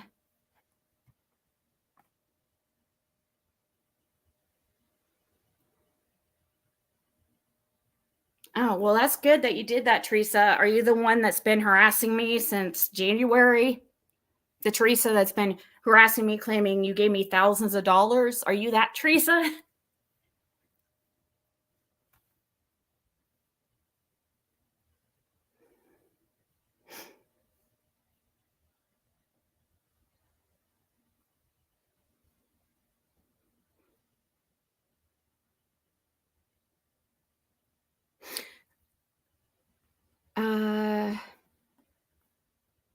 Okay, well, I mean, I guess that's good that you didn't borrow. I don't know why you're hating on me for borrowing. Don't you think that that's like weird to get mad at somebody for and petty? Okay.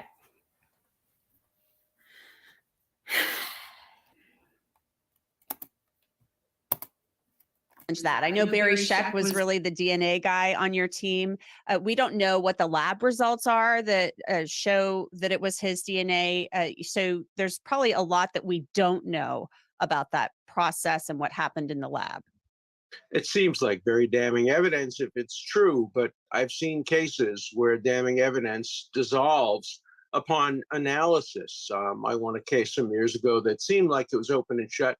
And we found out the lab had made mistake after mistake after mistake, and our client was acquitted. So you have to challenge every single aspect. Recordings just got better.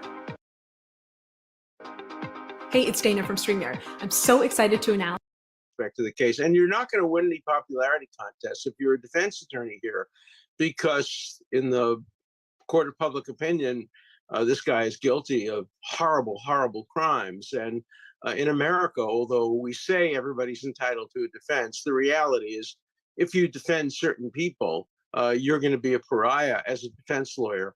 And so beware of what this will do to your reputation, your friendships, It started with John Adams back in the killing of the people in the Boston Massacre. He was so incredibly unpopular for a period of time, but he led the way in the American tradition of every defendant, particularly those who are most unpopular, deserve a zealous defense. So this man should get a zealous defense.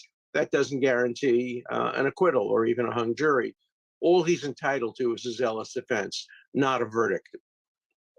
There's cell phone evidence in this case, and some of the cell phone evidence shows that, according to the affidavit and according to the police, that this guy was in the area of that home on at least 12 occasions prior to.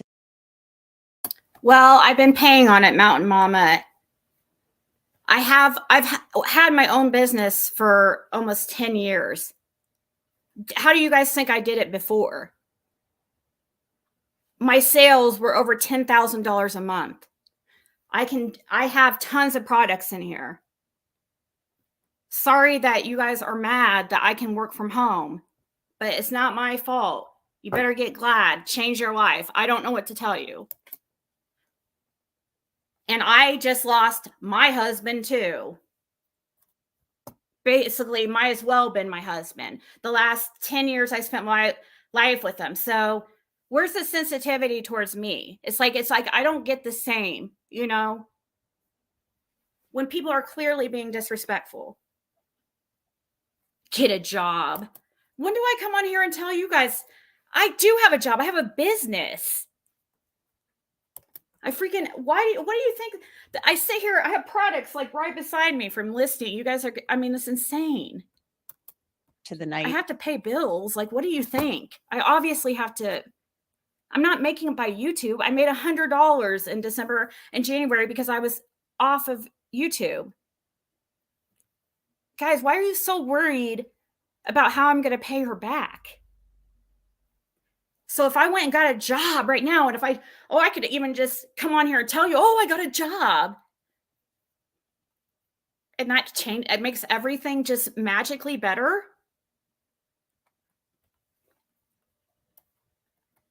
Of the murders between I don't want to August talk about it anymore. of 2022 and November, also showing that he turned off his phone for a period of time, both before the homicides, during, and sometime after. It comes off like about 28 minutes. It turns back on about 28 minutes after they say he left the scene. What do you make? How do you challenge that? Or how do you explain the phone going off during that period of time? We have to ask him, first of all. He is the most important witness. He may have a reason why the phone would have been turned off. He may acknowledge that he was in the area, that he frequently went to the area. After all, he lived not too far away in the.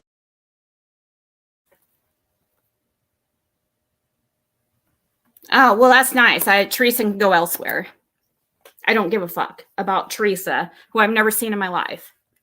Sorry. That's clearly trying to start shit. And you guys keep turning it around. And Sherry, fuck you. Seriously. I didn't get a protection order.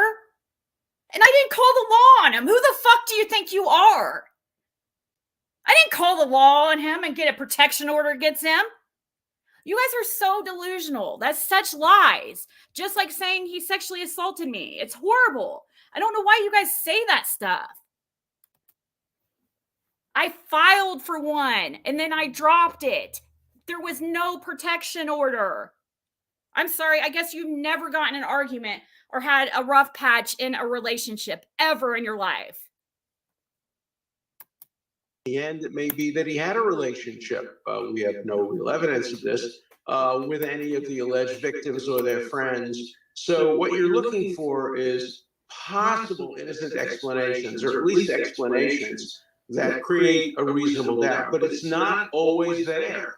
Just because you want it and just because you're looking for it doesn't mean you can have it. I've had many cases where in the end you have to sit down and have a talk with your client and say, this is not a defensible case. This is a case that requires a plea bargain. And oh, really? Black Babe, have you seen that? I lost Jim the same day. Are you serious? I had no idea about her son in the ICU. Have you seen proof of that? We have proof right here that Jim is dead. Here is his death certificate. Okay? Stop talking about him. And stop talking about stuff you guys don't know about. It's so irritating when you're talking about somebody who's deceased, trying to tell me how I should feel about it. What the hell? It's rude.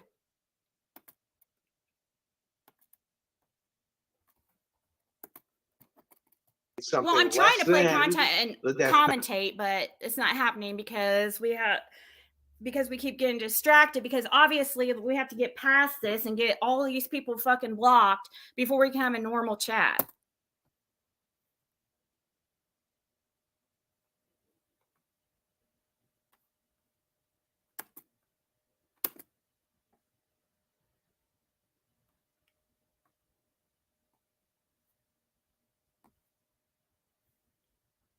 Oh, you guys, if at the very, people say that about the whole Jason stuff, and you guys think about how that makes me, that's going to make me, because of that, all that stuff happening and when it did, it's obvious, I obviously am going to beat myself up over it myself.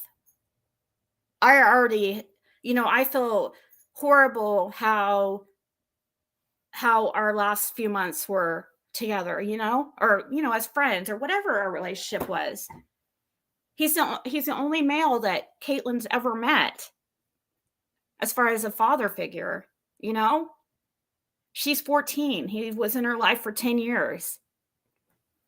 So I just don't people can try to like compare or whatever. I don't understand. It's like people are trying to compare tragedies. It's not about that, okay?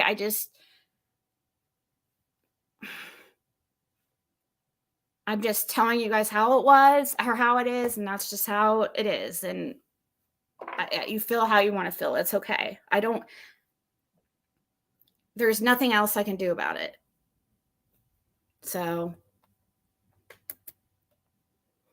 this was his first semester at that university, so I don't think he's going to be able to show a bunch of friends from university down the road. Hey, Sarisha. Well, thank you, Sue. Yeah, actually, I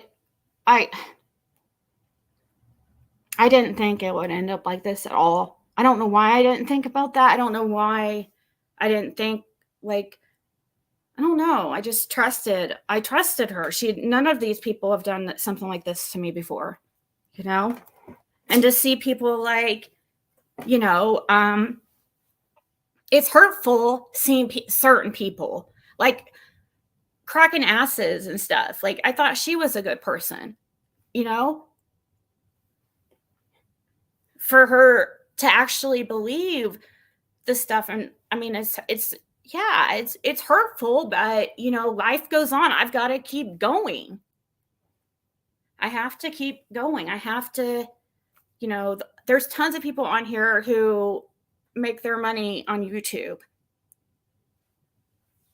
I also have a resale business. You guys have seen me on Whatnot. You know that you've seen me once have a website. I don't have that website anymore, but I list on Mercari and eBay and several platforms.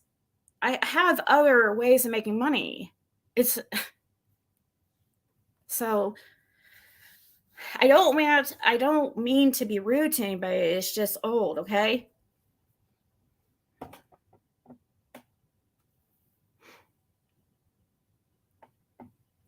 Who did, Carrie?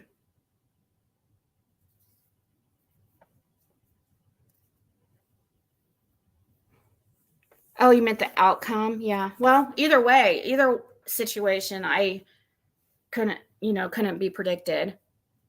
I mean, I have for years. I had just a couple weeks before he passed even said something like I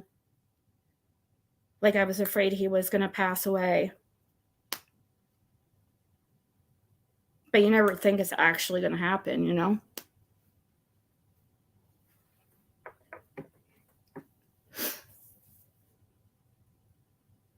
Hey, Susan.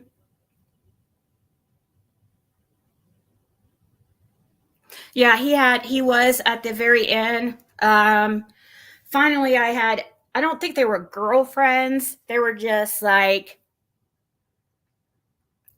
he was at the last month. Yeah, but I don't want to talk about his life too much, but yeah, we talked about it. I know all about it. I have been pushing him to,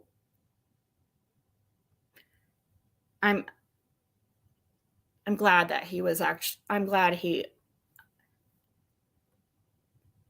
in some ways I don't want to talk about it anymore. I think it's disrespectful to him, and I don't want to talk about also his family, because I thankfully have been back good with his kids and stuff, and I just want this to stop.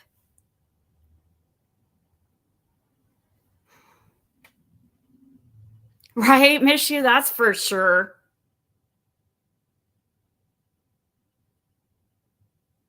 Oh my gosh, really, Trevor? Are you serious? I don't know who you are. You sent me already a freaking message like this.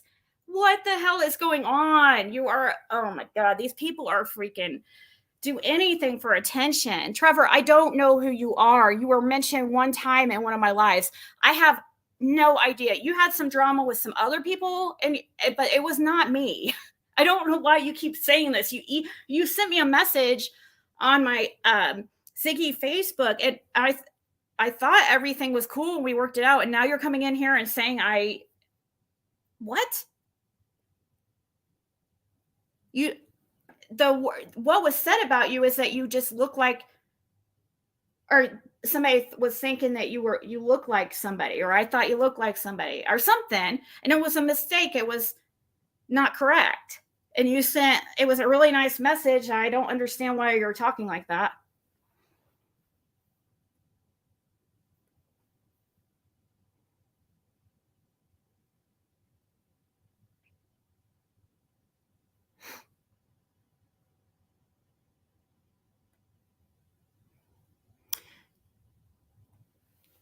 Well, I haven't talked to his sisters. I'm more worried about the kids.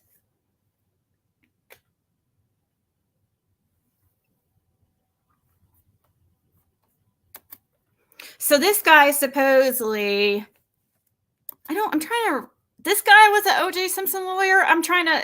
Let me see here. Let's go back to is he the one standing up? Acquittal for O.J. Simpson. Now Alan Dershowitz is talking to us about ways a lawyer could defend Bryan Kohberger at trial. This guy is guilty of horrible, horrible crimes. And in America, although we say everybody's entitled to a defense, the reality is why the phone would have been turned off. He may acknowledge that he was in the area, that he frequently went to the area. After all, he lived not too far away. In the end, it may be that he had a relationship. We have no evidence of this with any of the alleged victims or their friends. So what you're looking for is possible innocent explanations, or at least explanations that create a reasonable doubt. But it's not always there. Just because you want it and just because you're looking for it doesn't mean you can have it. I've had many cases where in the end you have to sit down and have a talk with your client and say, this is not a defensible case. This is a case that requires a plea bargain. And let me see if I can negotiate something less than the death penalty or life imprisonment. And a lawyer, therefore, plays a lot of roles, not only defending in court, but negotiating as well. And one thing I do find interesting is the fact that when we were in Moscow, we saw that there's a 24-hour grocery store in that immediate area. It's actually right on the corner where he was pulled over back in August when they saw him in that general area. And there's a Walmart there in that area, and there's also a 24-hour grocery store. So I kind of wondered if they would go that route. Also, the fact that we heard from a neighbor who said he was a night owl and he was up in the middle of the night vacuuming and things like that. Look, we live in a different world today from the O.J. Simpson world. In Great Britain, particularly, but in parts of the United States as well, everything is recorded. There are cameras all over the place. And that's an argument that can cut both ways, because sometimes the cameras will show a person in an innocent context, as you say, around a Walmart or something else. In other situations, it only points to guilt. So it's a knife that cuts both ways, the pervasiveness of cameras. In a case of guilt, generally, it will help the prosecution, but it's something that has to be explored. Look, we're right at the beginning of this. The prosecution has had its say. The defense has probably hardly begun its own investigation, and it has to look at all the evidence, and jurors and judges and even members of the public have to come to this with an open mind. The people should have a presumption of innocence. As I say, the lawyer has to start with a presumption of guilt, particularly in a case of this kind. And you had mentioned the video evidence. That was going to be my next point. We have surveillance footage, according to the affidavit in this case, that they say shows this vehicle entering the general area. They had put out a call for Hyundai Elantras between 2011 and 2013. That was back on December 7th. They put out the call for that. But it's, according to the affidavit, this guy was on their radar on November 29th. So that was a week or so before that. How do you challenge that video evidence? They later said, an FBI, an analyst said that Hyundai Elantra could have been 2011 to 2016. So they kind of, moved their window there. What's very surprising to me is that the defendant in this case is a criminal justice major. He understands everything we're talking about, and he understood that the car that fit the description of his car was in the area. And it's surprising that he didn't take, if he's guilty, take the kinds of precautions you'd expect of somebody as intelligent and as educated as he is. But let's remember the Leopold and Loeb case back in the beginning of the 20th century. Two brilliant people, really brilliant people, particularly Leopold, who eventually went to prison and did medical things. Brilliant. They wanted to commit the perfect crime as criminology majors as well. And they committed the perfect blunder. They left the glasses behind. They left evidence behind. So there's no accounting for the stupidity of people when There's a young Bryan. Okay. Doesn't look as creepy there. Maybe that was before he got, I don't know, possessed, fully possessed. I don't know. I think sometimes people, I believe it's true that when you get started, sometimes like when people, they can sometimes let evil just like overtake. And I don't know. I feel like, and once they start, it just keeps going and going because they're like, well, I guess I'm just going to stick to this. I guess I'm going to be this person. Let's just see if I could get away with it. Let's see if I could make the perfect crime. I at least can be famous. At least people will know who I am. I get, I think some people, I guess, think like that. But he makes some really good points because I feel like Bryan Kohberger, he did make some very rookie mistakes for somebody who's supposed to be as intelligent as him. I mean, look at what's going on in Tennessee with the Summer Wells case. We're a year and a half, going on 2 years, almost going on her birthday here in less than a month, right? And these people in that area, a lot of times get the, especially Beach Creek area, get the people automatically think, oh, they're not that smart. They're just hillbillies or whatever. But somebody's got away with something for a very long time in the Summer Wells case. And why is that?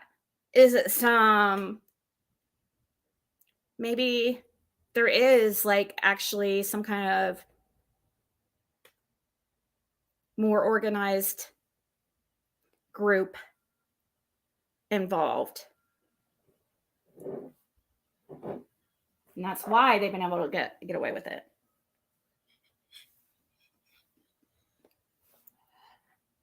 Ted Bundy or Jeffrey Dahmer. Right, Miss You?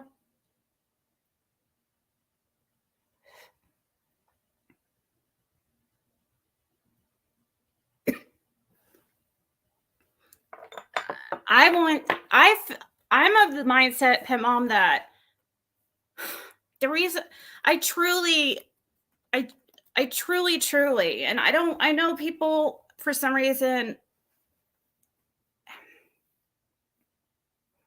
I'm very used to it, like really being the bad guy as far as like people labeling it's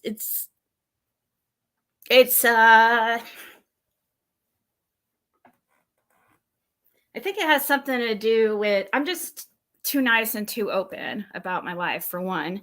But I really feel like, though, I really want all people, like you say, to succeed. I want to help others. I truly want to help others.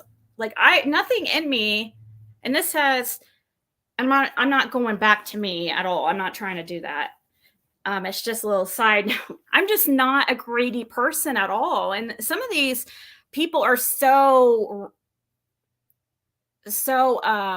driven by greed, wanting to be famous, wanting like material items, and then you die and you don't get to take it with you. Hey, Kathy and Tiger.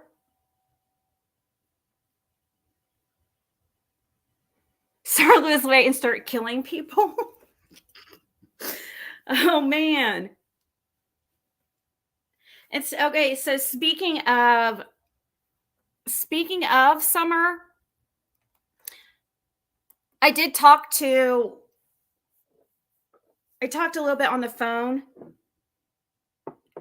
to Laura yesterday on Facebook Messenger for like pretty much like the first time. And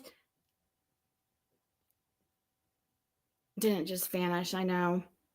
And they had got some UPS packages from a very sweet soul. One of you guys had sent them some clothes. And I guess they're under the assumption or the belief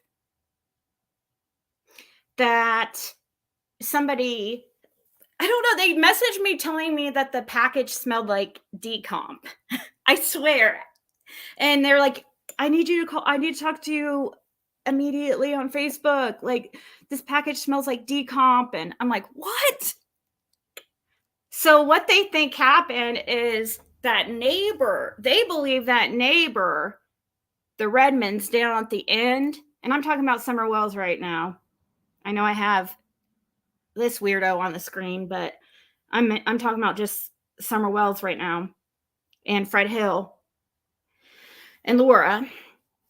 They think that the Redmonds down at the end like did something to their package, because he's been messing with them forever. Like has a camera on their property, puts spikes out in. So right across from Fred's is the Redmonds property. They have lots of land. They want to own like basically the whole holler. I don't know what they're wanting to do with it, but they're really mad at Fred because he won't sell, and he does have a lot of, he has at least those two properties. Actually, the Redmonds live in Fred Hill's grandmother's house, but they want Fred out.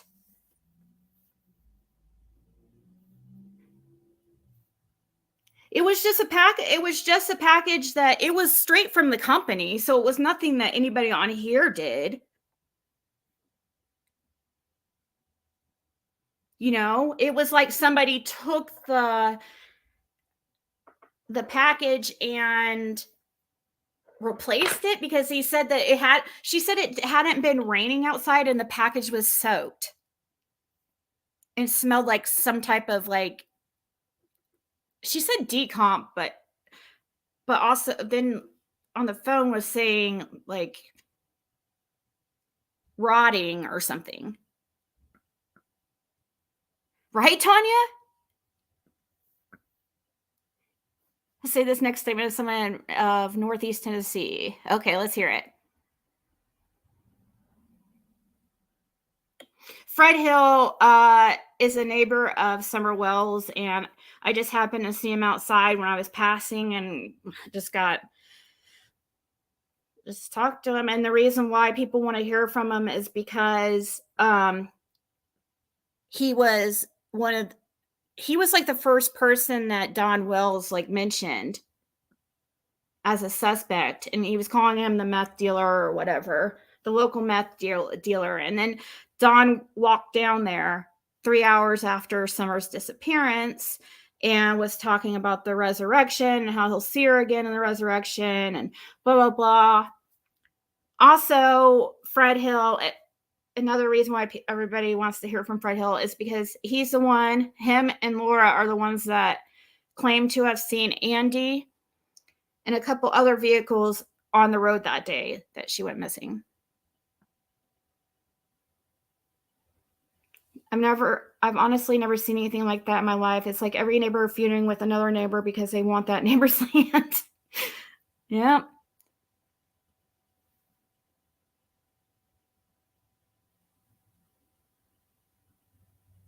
Went there for hours after Summer got gone instead of searching for her. I believe Fred is the only one. I think I believe he's being as honest as he can. I truly believe that. But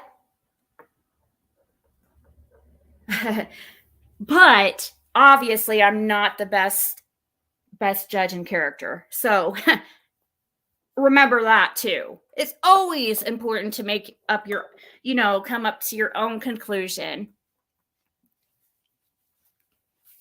and on your own with what you know to be the facts or what you think more than likely to be the facts.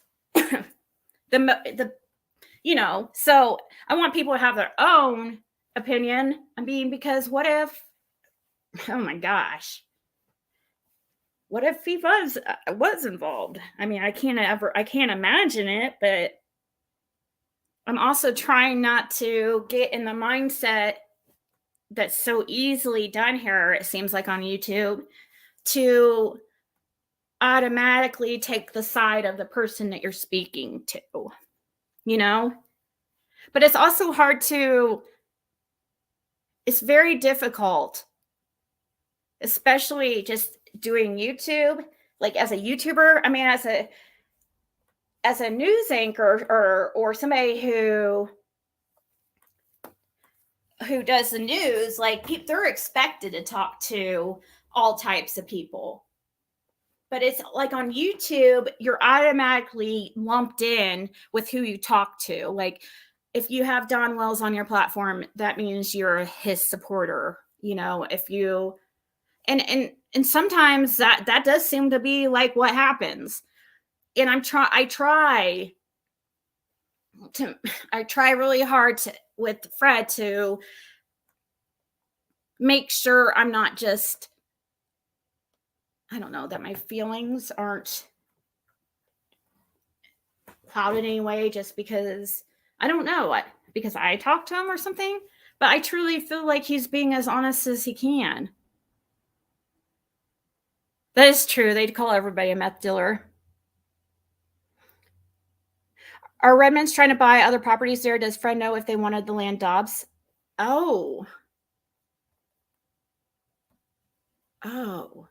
that's a good question. Supposed to say comic. Why I have not cleared the parent. why they haven't cleared parents. Whatever the reason, dysfunction was behind her life, and it's the reason she's gone.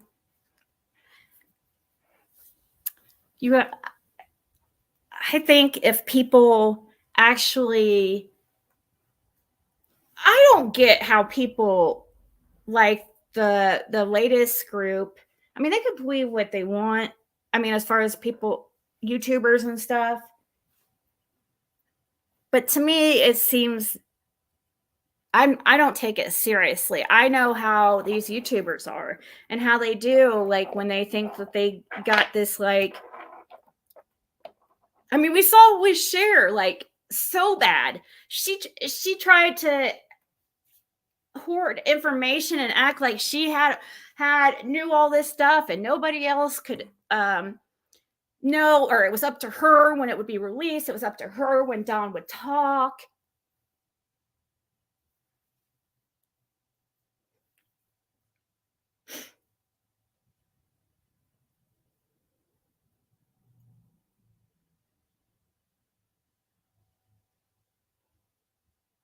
Wait, what? Around about the party soon after the disappearance and got really lucky with the info. It's disturbing, so I can't write it here. Are you talking about that lady that came on my channel and said you guys remember that lady that came on the channel and said that that her daughter was called a dirty kid or something, which were people, like homeless people who just hopped trains and just went from state to state? I don't know. Right? Why is everyone land disputing each other in Ben Hill? Yeah, yes, exactly. They've lived there forever, and yes. So I don't know. Redmond's, I don't remember seeing, I don't know where they came from. Or if they're first generation there, does anybody know? I cannot remember if I've looked into them or what other Redmonds I know of, but that name, I don't hear that a lot. But Fred, his family has been there for generations. Well, a couple generations since his grandparents. So I think he's probably, I mean, people get these properties and they just inherit the land and stuff, and because they're poor, and I mean, a lot of them are poor and they just stay in these areas and continue, and they never get out of there.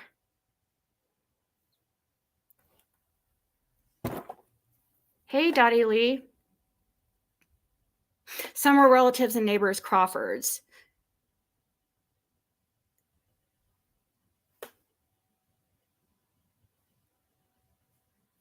So energy was afraid he's not 5150 like they portray him. Next time, please make sure. Yeah.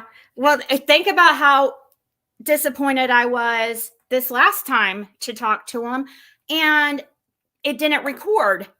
It didn't save. I'd be lying if I didn't, like, because of the frustration, I think, mainly.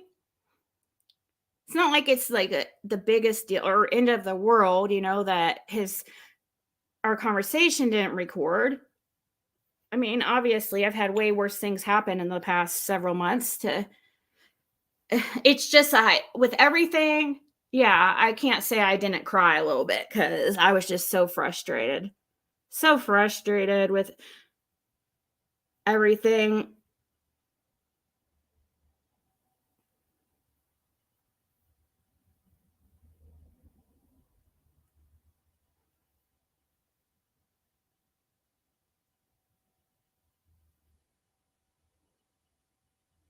Was Dawn or Candace living at 110? Yeah, I didn't see them, but yeah, they knew immediately because people, I don't know. It's probably somebody I told who, I don't know. it wasn't a secret, so it is what it's fine, but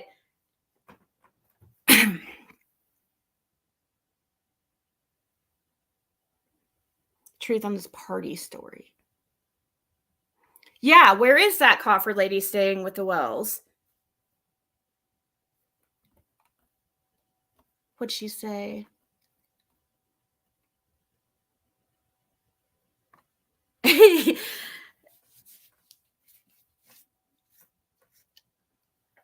I know. I do need to figure out something with the audio, and then I freaking go back for the third time this time and using the same crappy, actually probably worse,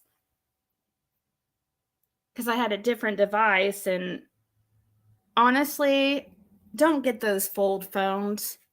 Yeah, they look cool and stuff, but if you do YouTube or TikTok or any social media and stuff, you'll really regret getting the fold phone. And the quality of pictures is nowhere as good as like other Samsungs, like Samsung S21 or 22. It has so many cameras, but it really lacks in quality, picture quality.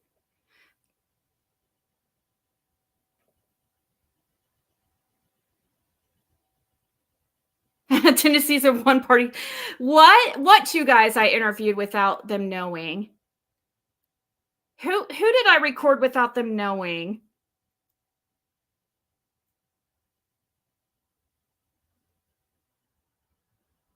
Haskell? Haskell? The only thing I put up at Haskell, the only person that could have not known that I was recording is Haskell. He was drunk as a skunk. But I didn't put up anything of his except that one, just that part that him saying like how much it bothered him that Don mentioned, named him. I thought that was important for people to hear, Speak on the Hammonds. No, but I know that last name. I don't think that lady was credible, Michelle D. I think she was.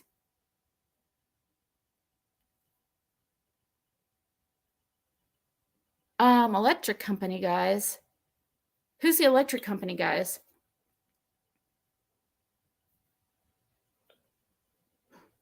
Oh yeah, was it?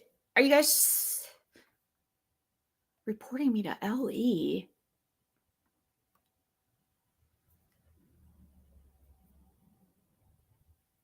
Worst hood of Chicago. What worst hood of Chicago to represent the whole area of Southern Illinois? True. That's right. Exactly correct. But it is a beautiful area. It really is. Are you saying red rum? No, Redmond's.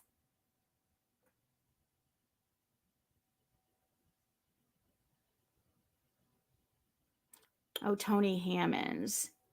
Okay, yeah, I remember that name.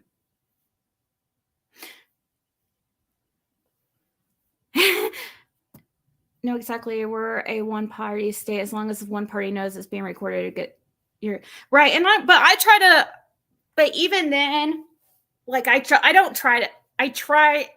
really don't want to like trick people. So, I don't want people to, but when it comes to like certain suspects, like, yeah, I did record my calls with Don. I mean, and he might have asked if I was recording, and I might have not been so honest on that. But I really wanted to figure out, just like you guys did, what happened to Summer, and we're still like trying to figure it out, and think that somehow some people think that Dawn's just they're trying to act supportive of Dawn and stuff, but they're honestly, they're doing exactly what Benny did. which is, I mean, it's fine. If they can get information, if people like pretending to be their friends can get information and find what happened to Summer, like, more power to them. In the end, if Summer's found, then I guess that's what is important.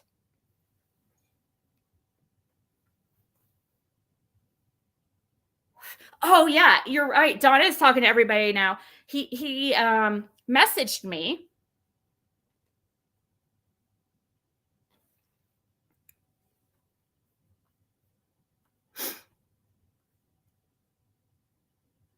Hey, Jesse.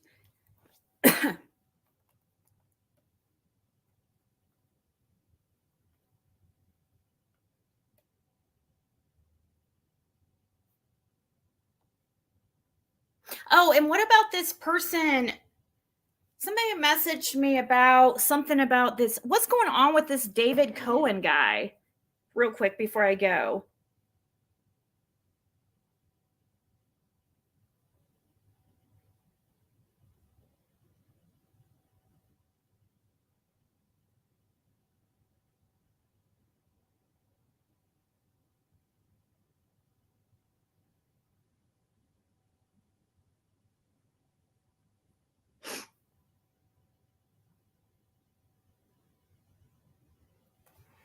Okay.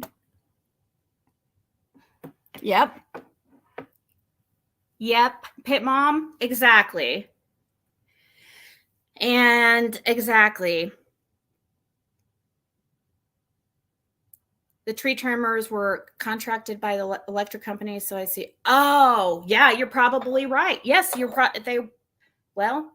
yeah, you're right. I would guess, because it was a power outage, or it was like a tree falling on wasn't it a tree falling on a electric line that caused an outage? So you're probably right. They did contract Davey to go out there and get that tree off the line, probably.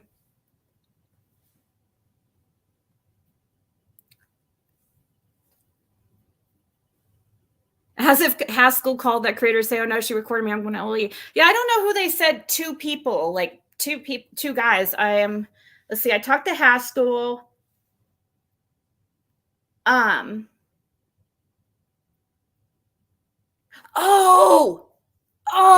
guys. I do have a little bit of information for you. Dotson.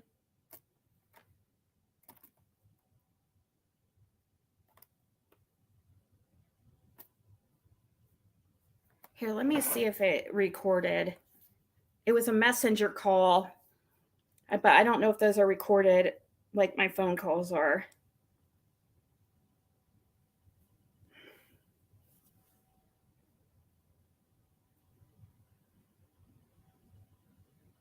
Hold on, I'm going to mute for a second. Here, I'll just play this, or actually, yeah, I'll just play this while I'm checking out this recording real quick, make sure I could play it all on here, because it's better for you guys to hear it in Laura's words than me, because I'm not a very good communicator at all. When it comes to committing crimes, they all think they're smarter than the officials, and in the end, in general, the evidence prevails, and the evidence in this case does point, according to at least the affidavit, to probable guilt, and therefore the job of the defense attorney is going to be very daunting, and there are too many things that. You're the guy with the gun, the person who would do anything to protect the ones you love. But did you know you could go to jail for simply doing the right thing to keep your family safe? Don't end up behind bars because you didn't know what would happen after a self-defense incident. And that's why the USCCA has created a 100% free guide, the 6 things you didn't know would happen when the police arrive. That have to be explained here, but let's wait to see what they come up with before we rush to judgment. Sure, of course. And we have this document, a 19-page document. The attorneys don't have the evidence yet, and not that we know of, at least. And I would assume that the discovery in this case will be voluminous, just because we had, 19,000 or so tips. We've got video that was submitted, hours and hours of surveillance video. Combing through all of that is going to be daunting. I would assume they would need investigators and paralegals to be assisting with that process. Yes, I would hope that the state would provide it if the defendant can't afford it. It's interesting that there's more discovery in civil cases in most jurisdictions than there is in criminal cases. In some jurisdictions, and I don't know the local law there, the defendant doesn't get access to everything, gets access to anything that's exculpatory, obviously, but not necessarily evidence that's inculpatory. So we'll wait to see what discovery is afforded. I'm always in favor of open book discovery. Both sides should present what they're going to present at trial as early as possible so that adequate investigation can be conducted. And the fact that he went back to the scene, they claim, that morning, later on, around sometime after 9 a.m., they believe the homicides were committed between 4 and 4:20 a.m. How do you defend that, do you think? Well, again, the argument they'll make is it's a two-edged sword, that a person who's actually committed these brutal murders wouldn't go back to the scene of the crime, particularly if he's a criminal justice major. But again, there's no accounting for the stupidity of people when it comes to committing crimes. And so it may not be able to be explained. And not every...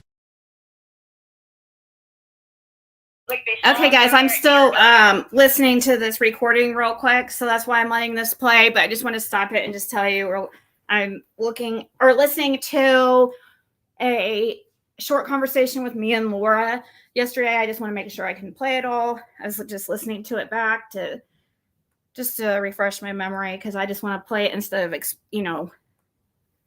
of relay the message. Every piece of evidence has an innocent explanation, and that's what remains to be seen. But at the moment, all we have is the prosecution's version. We have material that's in the affidavit that probably is inadmissible, hearsay evidence and other kinds of evidence. And so we'll have to see what happens at the trial itself, what admissible evidence there is, what explanations there are. Will the defendant take the witness stand or won't he? Will there be corroborating witnesses? We're a long way away from being able to evaluate the likely outcome, although based on the affidavit, the likely outcome does at this point in time point to probable guilt. And the surviving roommate, DM, she says she saw a man with bushy eyebrows walk toward her and past her and go out the sliding glass door. Her identification could be very powerful.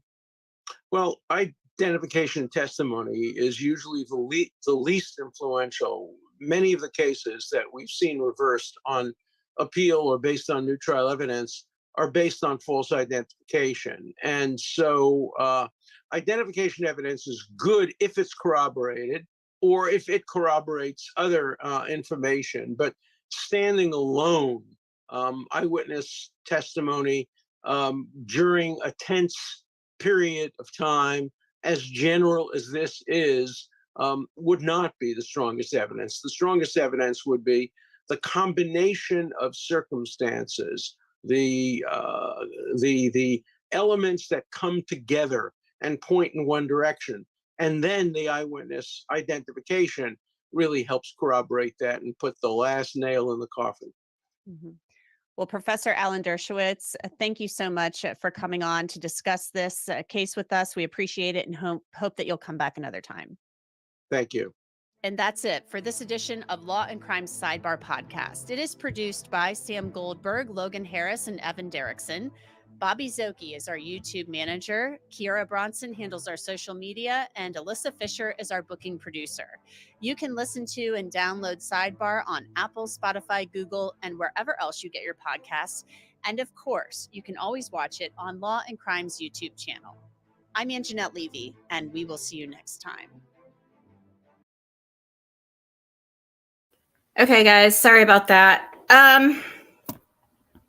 The whole thing did not get played on, or did not record, it doesn't seem like. Because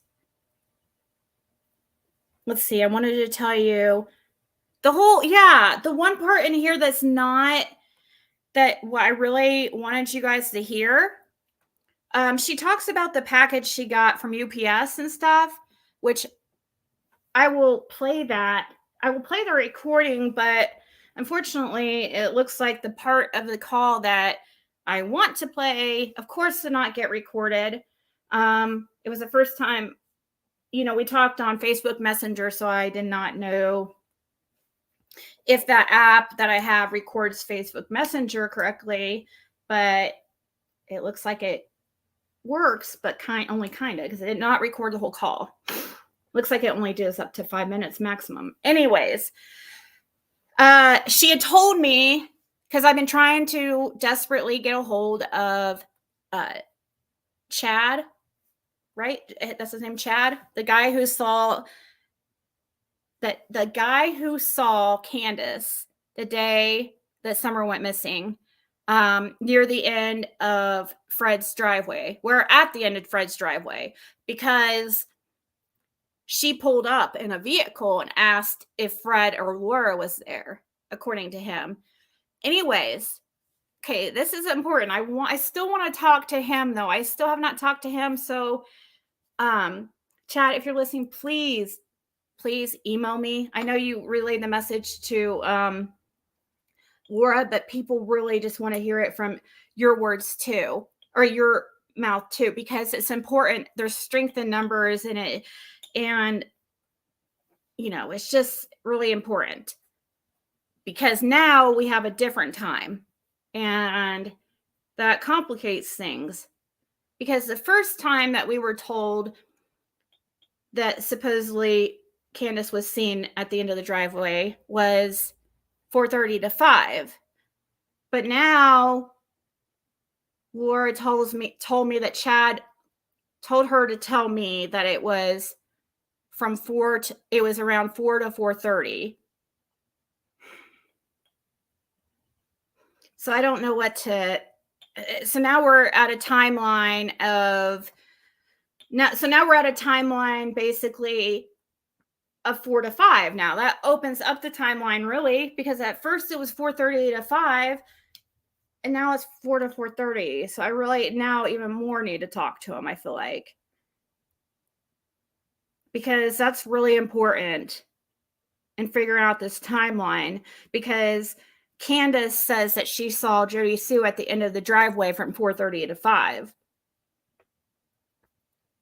So we need to know if that's true.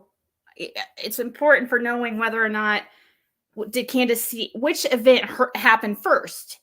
You know what I mean?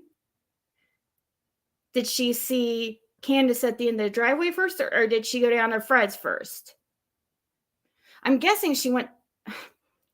See, it wouldn't make sense if it was 4 to 4:30, though. I don't feel like, unless Candace's timeline's a little bit off with the 4:30 to 5. You know what? It's probably that. I'm guessing it's probably Candace. She probably tried to push it back as far as she could because she knew people would be like, well, if she was missing at 4 to 4:30, why didn't she call 911 then? So she probably, I don't know. God. It's changed because now I'm thinking,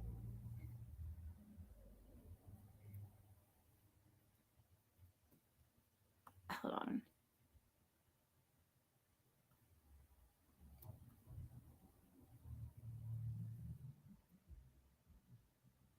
You guys are funny. Anyways, you guys are trying to get me in trouble with even more creators.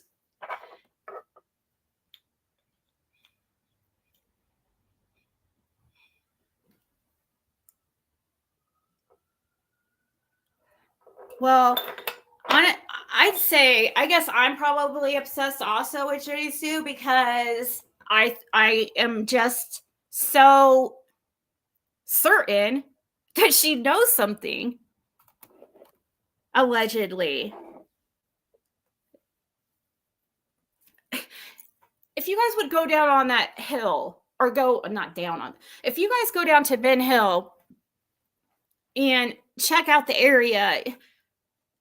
And if you guys could just like one time walk up that driveway, go walk up the driveway and walk down. Okay. The average person, not no Olympic athlete or anything, average person, average health would find that quite, it's way longer than you think and way steeper and it's going up and down that driveway just even once is really a good exercise.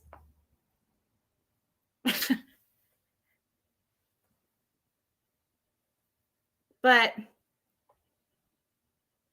if you went out there and looked, none of you guys, I don't think any of you guys would think that it was abduction or that somebody just randomly, nobody goes out there, like nobody. And when you look up at the hill, you cannot see anybody up there. You can't see anybody like who's in the yard. Nothing. I mean, at night, it's kind of cool because the whole hill over there where Don and Candace are lights up like Christmas.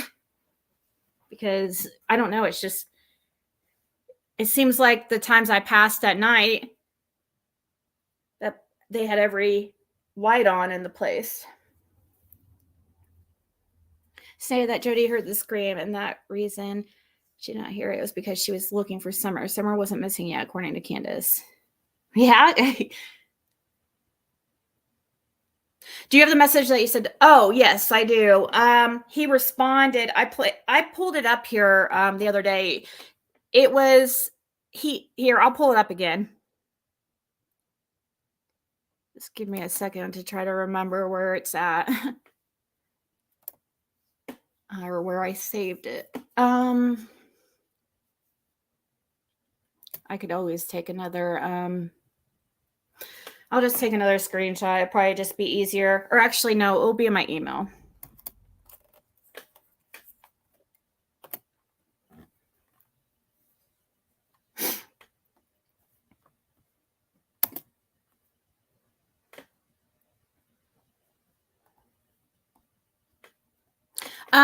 And Krug's wifey, if you happen to be here or hear this, I did see your email about the hair coloring.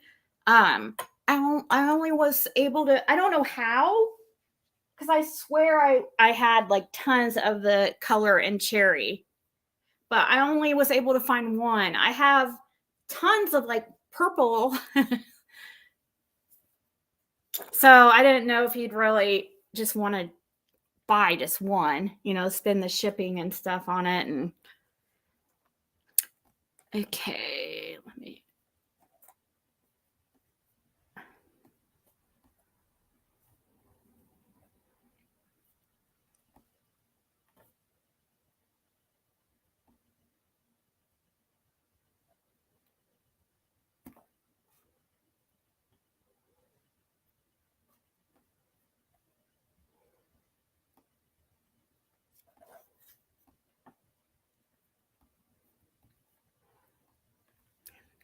Here. Okay. Sorry, guys. Maybe it would have been just. Yeah, I think it's just probably, I never ran into it.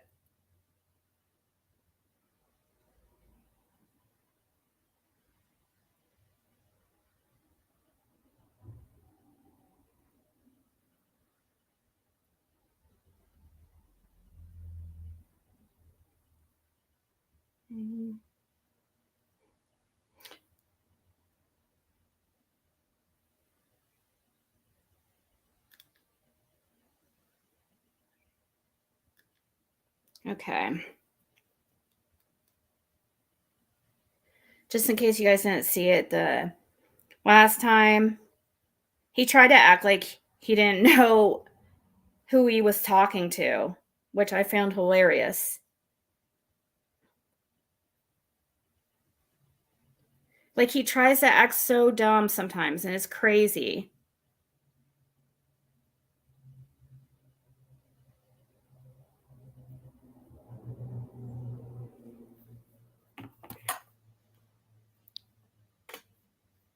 For being a hustler, that was my original thought.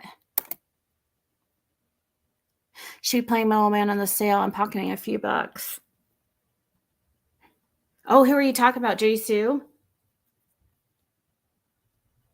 Time was kind of coincidental in that her relationship was ending as all this was happening, so she actually needed to hustle at that moment more than she had in years prior.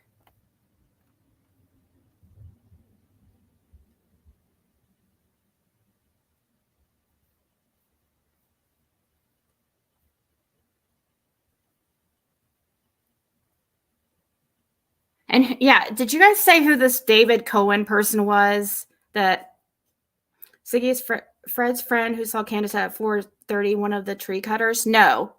It is actually you know, the guy who went missing in 2017, who was one of Fred's, or Fred said was his best friend, named Jason Arnold. It's actually his brother who saw Candace that evening. And I talked to his mom, and I'll probably reach out to his mom is such a freaking doll. Oh my gosh, she is so little and such a cutie. She's little and just a cute lady. And she's single, fellas. Single and ready to mingle.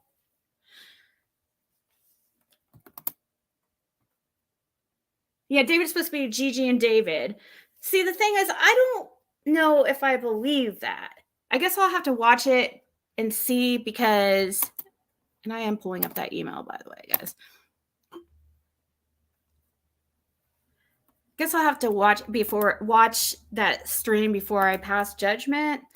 But that David Cohen person, he's actually intelligent. Like, I don't know. He's emailed me too. What is the debate about him anyways? I don't get it.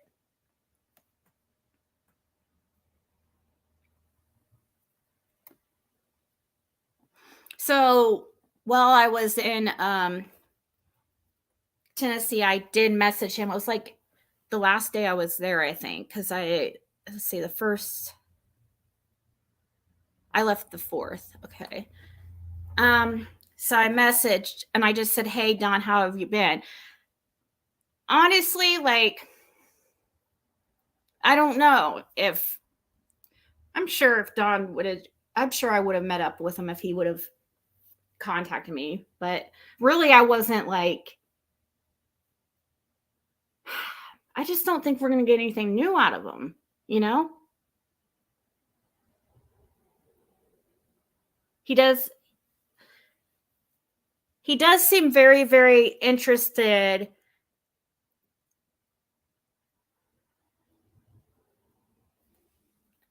Let's see, who said that?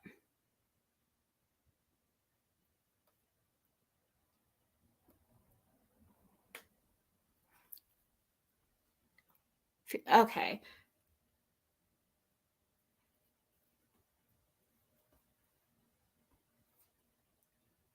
Email address is David Cohen. See, it's just so, the guy, I don't know. He does seem very, very overly, I did wonder who he was because he seems so interested. I do get because I did wonder about him too, and it made me wonder, like, who is this guy? Is he somebody close to Wells? Is he law enforcement? Is he, I have wondered that because he just, I mean, he seemed like a nice guy. He was always nice to me. It's hard for me to believe he would be, I mean, I know Gigi's husband always came off as a nice guy, right? I don't know. it's been a while. I have wondered what happened to her too. Like,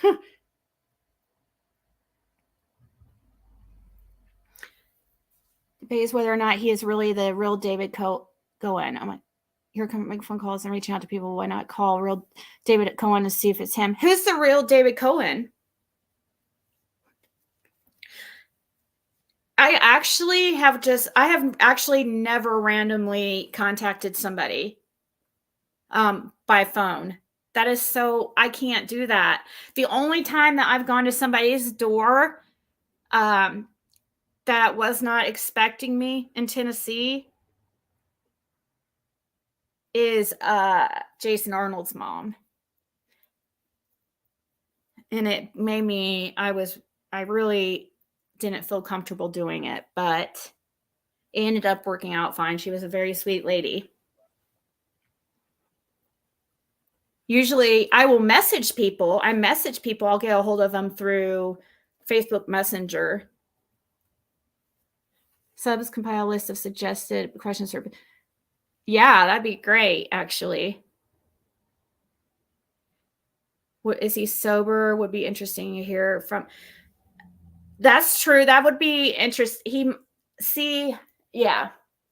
Well, according to the other ones that went down there, he is sober. I don't know.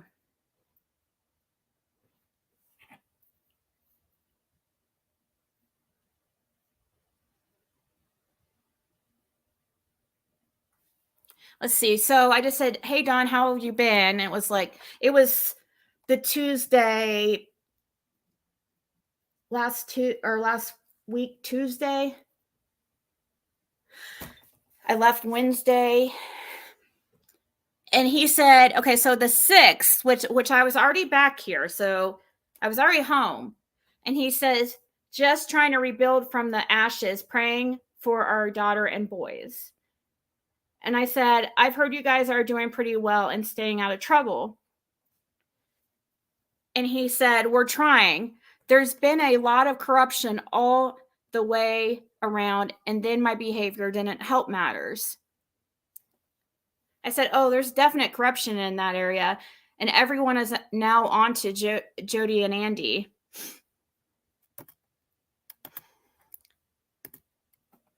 And he says, awesome. Look, then he talks to me like he's not talking to Ziggy. It was so weird. He just does some, and I mean, you can act like people might think, oh, well, maybe he mistook you for the other Adrian, but he's friends with the other Adrian on Facebook, and my name's spelled completely different. I've talked to him. He knew my real name. I've always told him my real name. Of course, he talked to a lot of people and he drank a lot. But I really think it's odd that he all of a sudden says, awesome. Now Ziggy's hanging with our local meth head with their little girl, and then brought him on our property while she knew we was in church this last Saturday. Really, Dawn? See, that stuff is what makes me think he is drinking. This type of stuff. Like, it's so hilarious that he says he is trying to spread a rumor that knowing good and well this did not happen. He's trying to spread a lie. And that's this type of stuff that makes him just so sus AF. Why do they play games with their child's case or their missing child? And why the hell would he have a problem with me talking to people to try to figure out where his daughter is?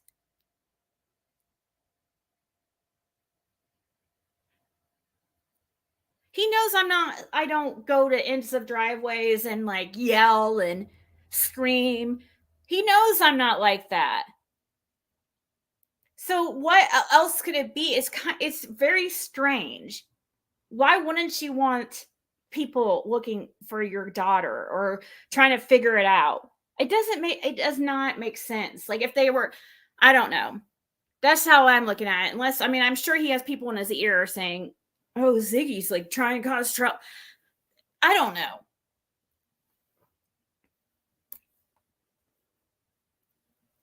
Well, lately, actually, I have been. Actually, lately, I've been up.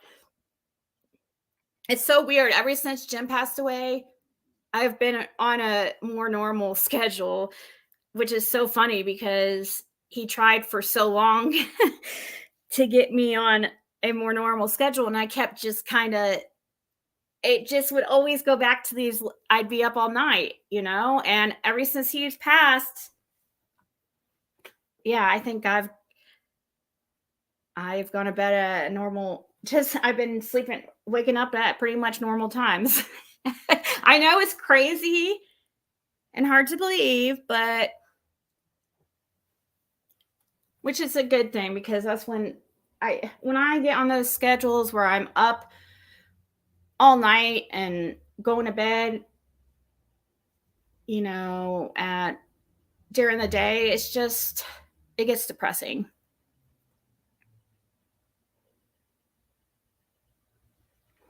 Betty, this was to me.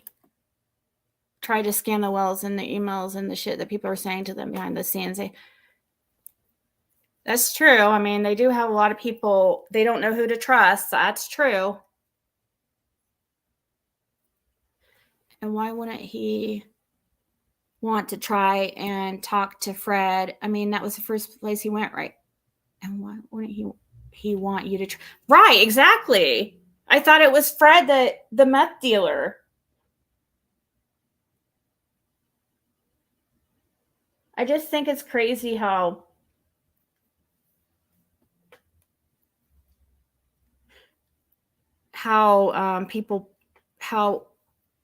that on YouTube too, like people paint Fred as this like scary guy.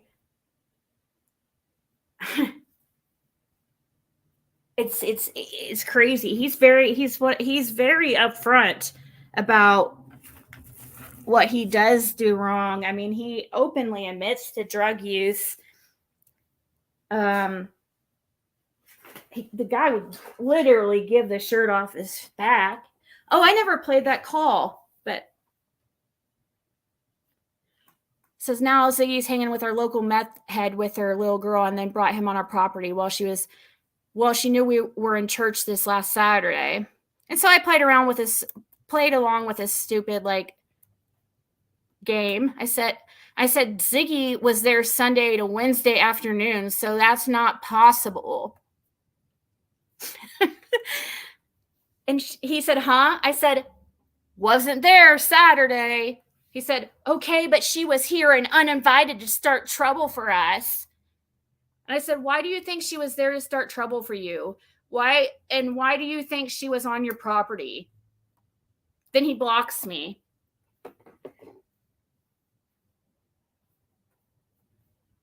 See how he said, oh, well, she was uninvited and tried to start trouble for us. I don't need your freaking invitation, Dawn, to go to Tennessee.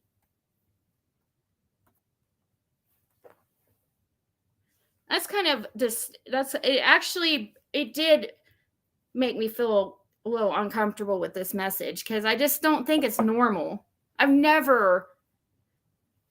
I mean, I guess I see why I have, said I think that they know something. I can see where his dislike for me from there would be, from that viewpoint, I guess. If he truly is innocent, and I mean, I can see how that would be annoying, but I have said many times that also I would really like to believe Dawn is innocent. I would really like to believe that.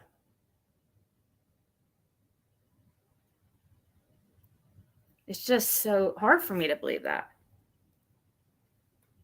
And for me to believe that Candace doesn't know anything, I mean, that's even more unbelievable. I don't know how anybody can truly especially, you know, the YouTuber, any YouTubers or that have covered this case, or I'm not speaking to anybody in particular. I promise. It is not. It's just, I don't know how anybody can truly, who has covered this case and heard the things they've heard out of Dawn and Candace's mouth and witnessed this stuff with Jody Sue and just the odd behaviors and stuff. I don't know how any of these people can go from thinking that they know something like, and that now are just completely supporting them. It doesn't, that's why I don't believe it's genuine, which is fine. If you can get information, cool, but good luck. Everybody thinks that they can do something different. Everybody thinks it's going to be different for them.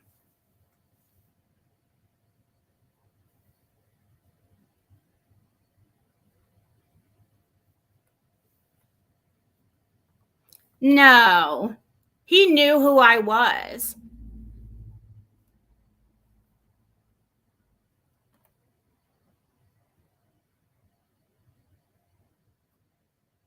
No, he knew who I was. That's the problem. He knew. I've talked to Dawn on the phone many times.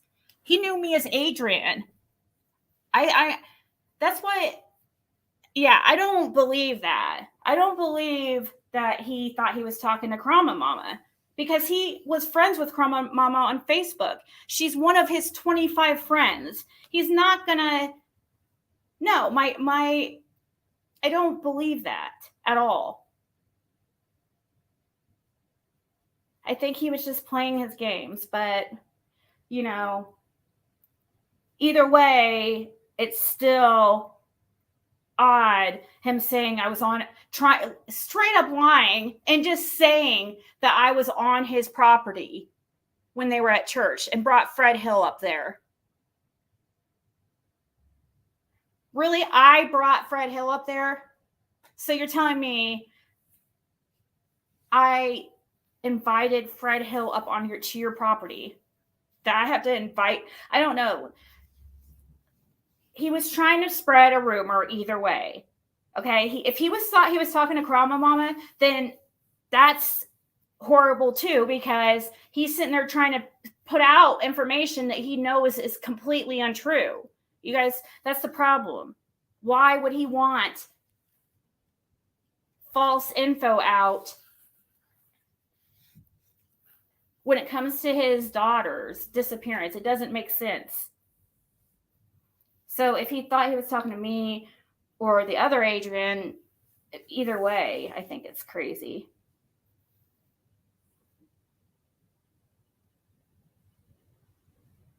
Had a son? Who said I had a son?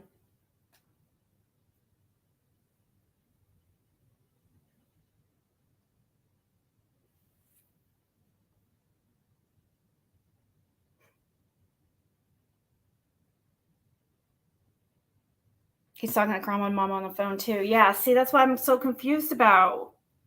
I don't know what to think. But it doesn't, but really, like I said, it really, either way, it's still sus to me either way, I think. He could have thought he was talking to the other Adrian.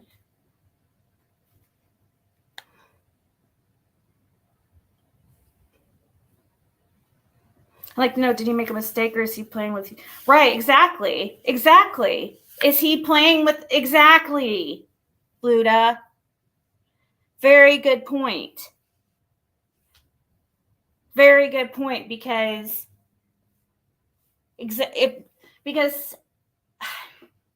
that I like this point, because these people have not even, if they're playing with these creators just to cause drama, like telling them one thing, me another, to try to just get confusion out there, that's weird. Yeah, it's recent. That was just a few days ago, like within the last week.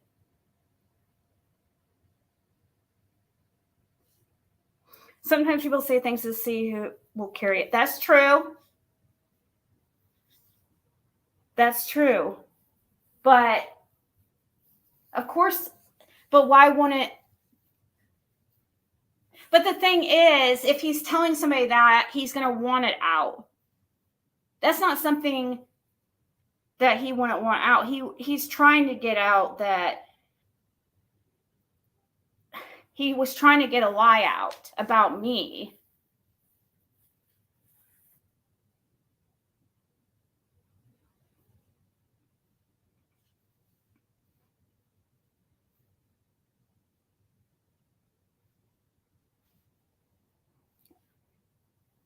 He knew who he was talking to. No one pissed off more than you did in your chat the night he said when we said maybe he sold her. Well, it's hard not to think that when we have his own family members telling us that he tried to sell his son. Okay, how do people?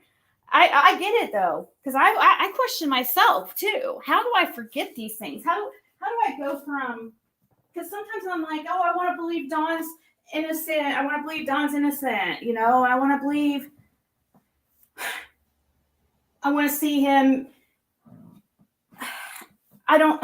But then I start thinking about all these other things that have happened, and it just gets me like, oh my God, how do I forget this? So I can see why other people it's tough.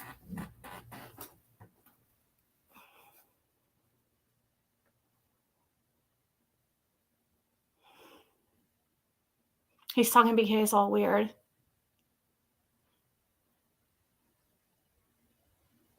He knew it was you, otherwise he wouldn't have blocked you. If he thought it was Karma Mama, he wouldn't have blocked her. Yeah, but maybe at the beginning. Do you think at the whole time he knew it was me? Or do you think like something I said? I mean, this was all in the same day except my very first message. It all was January 6th for the main part. And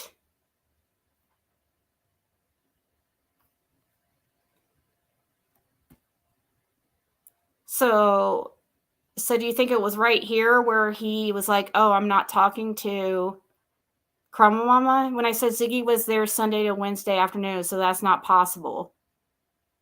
And I said it like that because I was playing along with it. Because the time I was like, why is he talking to me in third person? So I played along with his stupidness. And then it was like he didn't expect me to say that, like, talk back in third person. And he said, huh? I don't know. Probably thinking into it way too much.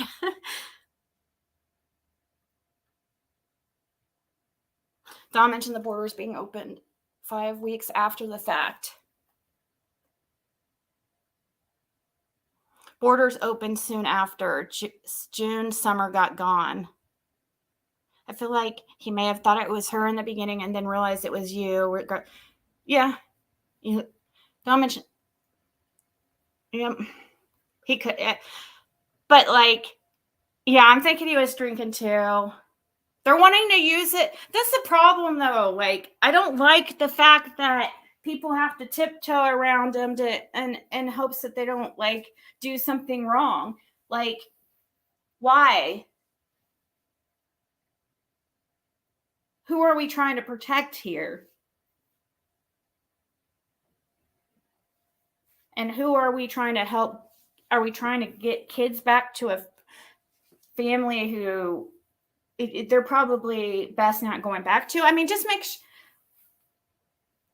I'm not saying that the kids shouldn't go back to. I'm not saying either way. I'm just saying, really think about, because sometimes be careful what you ask for. If people are, if people start, I just would hate there to be some other type of repeat disaster because of the kids going back. Exactly. Share with each other. I know, Pit Mom, but they won't. It's so crazy. The only creators, I'm being straight up. Like, and I don't mean to like count. This doesn't pertain to many of you, because even if you are a creator, I'm talking about the main ones, like that covered the Summer Wells case, like the majority of the time. We'll just say that. Hold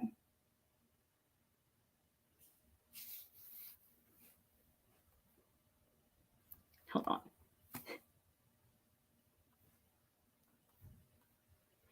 I'll just say that, sorry about that, guys. The only ones I think that are truly, that I feel like had shared info with me as much as I did with them would be cracking cases. Everybody else wanted to hide information and be like, everybody else wanted what I knew, but they didn't want to share, and it's supposed to be about finding, it's just, I feel like if we could all work together, we could really maybe figure, put some pieces together.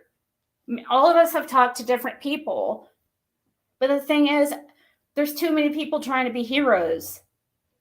And this isn't about us, this is about Summer.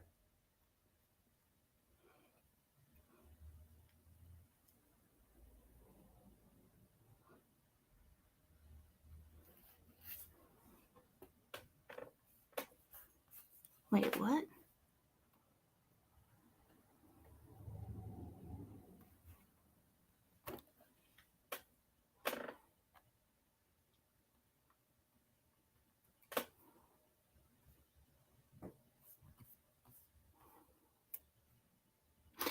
Andy doesn't remember a lot and said, I don't know to a lot of questions, so why believe him?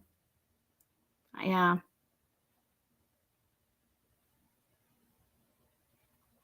The first year is an exception, but today everyone should be.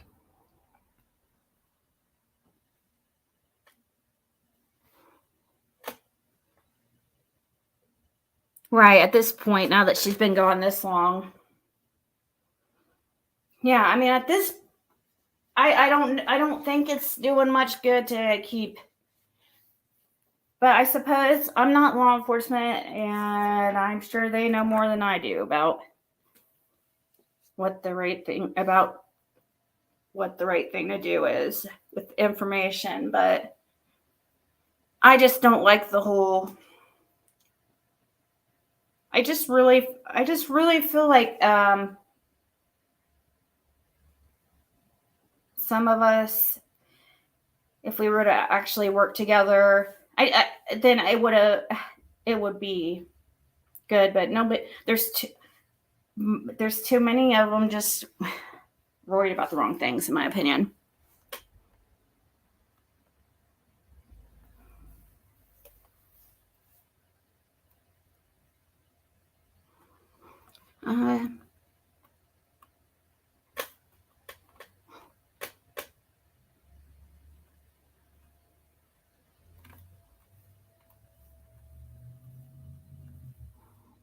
Hold on, I'm reading your guys' comments.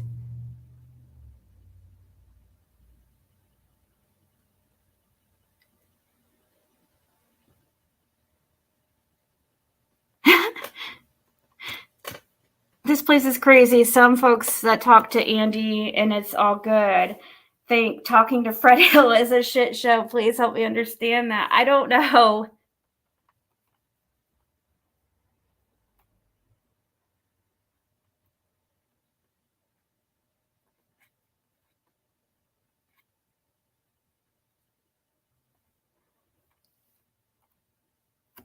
Yeah, I just have to give cracking cases that because I can honestly say, like, thinking off the top of my head, like times that I have talked to people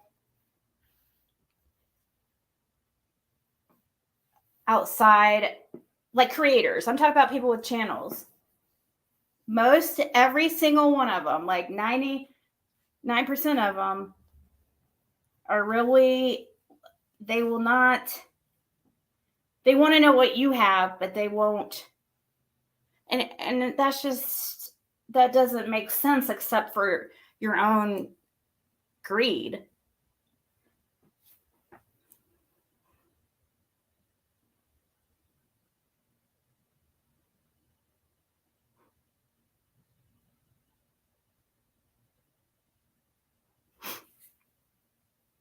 Right. Like sometimes, yeah, there's certain things you have to wait to put out, or sometimes occasionally that does happen, but not very well. I can't say it very often. I'd say I didn't have anything this last trip that, well, that's not exactly true. But as far as with Summer Wells, I'll say with Summer Wells, there was some things that I heard pertaining to Haskell. That was kind of, but as far as Summer Wells, referring to Summer Wells and stuff, like, yeah, there was nothing that I couldn't talk about that happened this last time. But yeah, the last time there was, but I talked about it later on, and that was when Fred wore a wire on Dawn. And I played a clip earlier in my part 1 and part 2 of this recent trip to Tennessee. I played a conversation with Laura where we talk about that.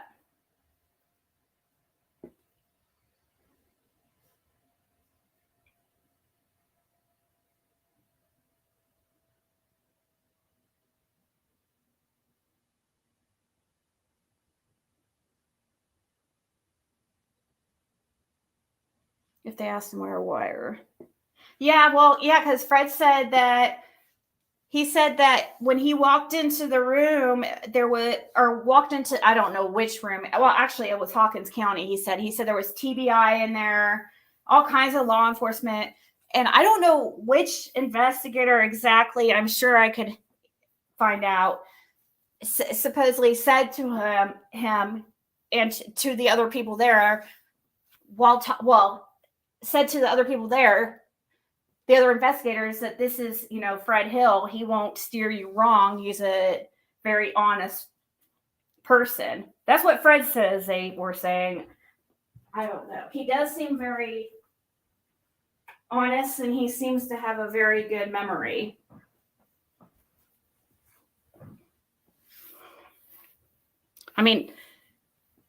Because think about some of the things I wouldn't have remembered. There's no way I would. I would have remembered seeing Andy. I would have definitely remembered what car I drove, though, Andy. Because that would have been a question that law enforcement asked you probably plenty of times. So for you to come on with your little Q&A and then all of a sudden not, want to act like you don't remember what you were driving the day that Summer went missing, that just sends off alarm bells. How do you forget something like that? I guess it's possible, but that's just there's a lot of weird things like that with Andy. And there's tons of red freaking blinking lights and horns and beeps and train wrecks with Jody Sue.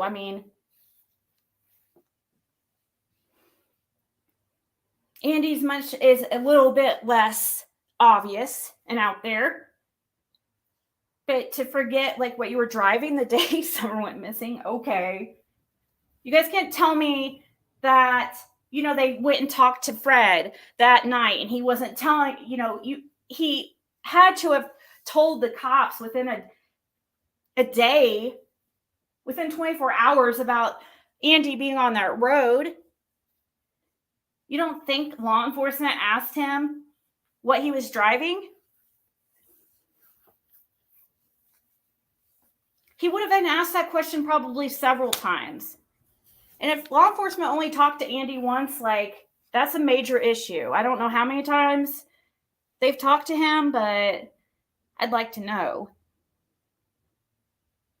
Because supposedly Andy knows without a doubt that they have camera footage of him on the hill or him on the road that day, allegedly.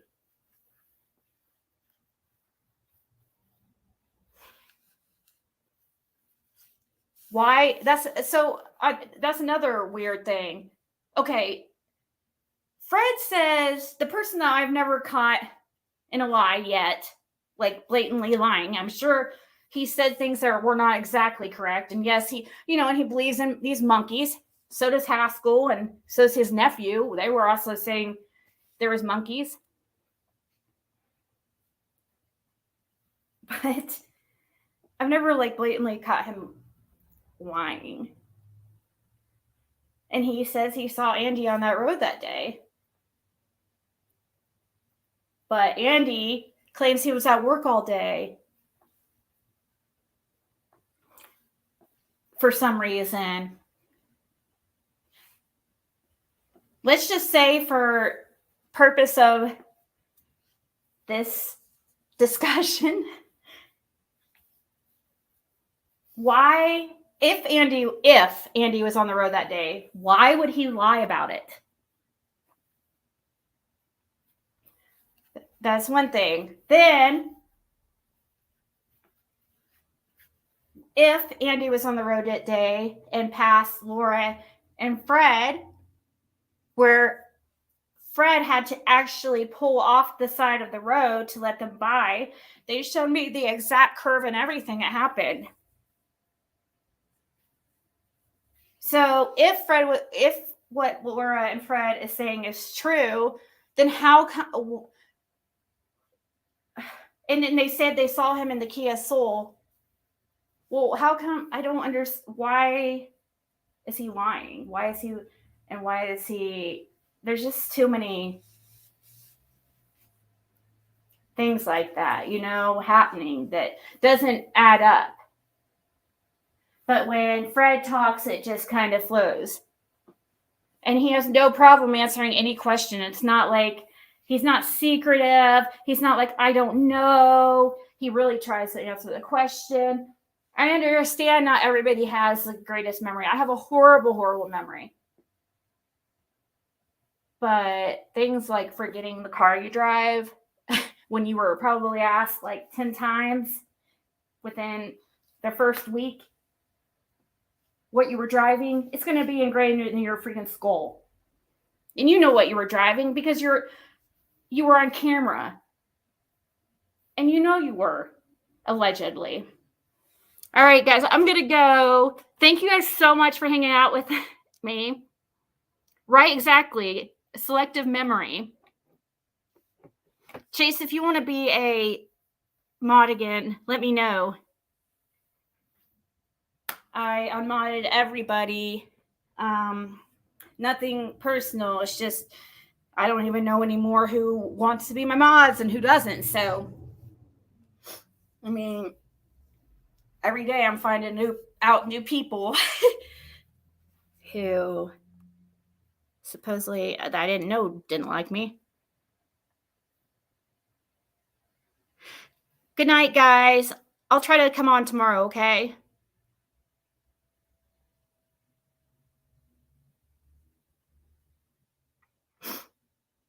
How do you know, Melissa, that they haven't told the whole, or how do you know that, or what did Fred or what do you know that Fred and Laura lied about?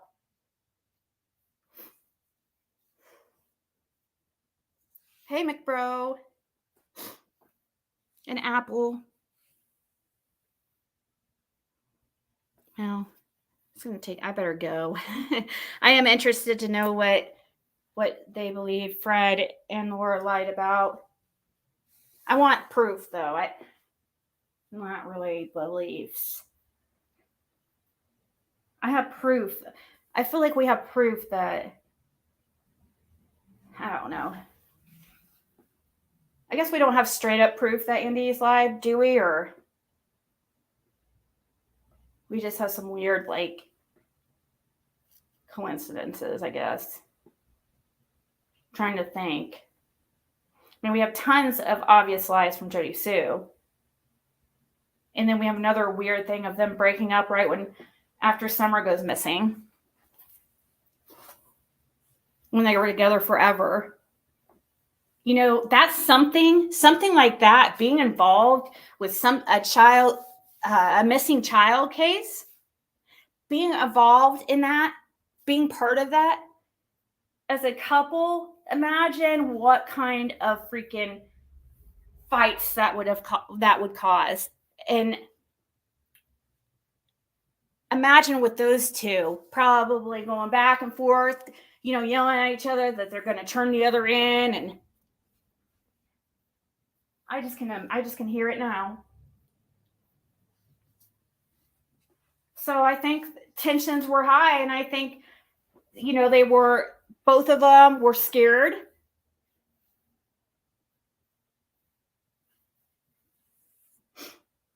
And for some reason, I think that one of them believed they had a better shot at freedom if they weren't with the other. Help him and made worse. He had to correct her, and then she bashed Jody Sue for being 11 and wanting to live with mom to drink and smoke. In my opinion, that call to his workplace didn't help at all. Just me. Hey, world peace.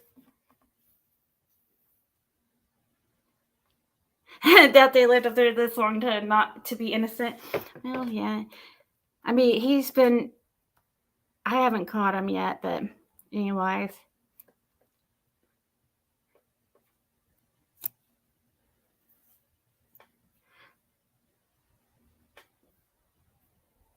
Yeah, thank you guys for all of you that were respectful.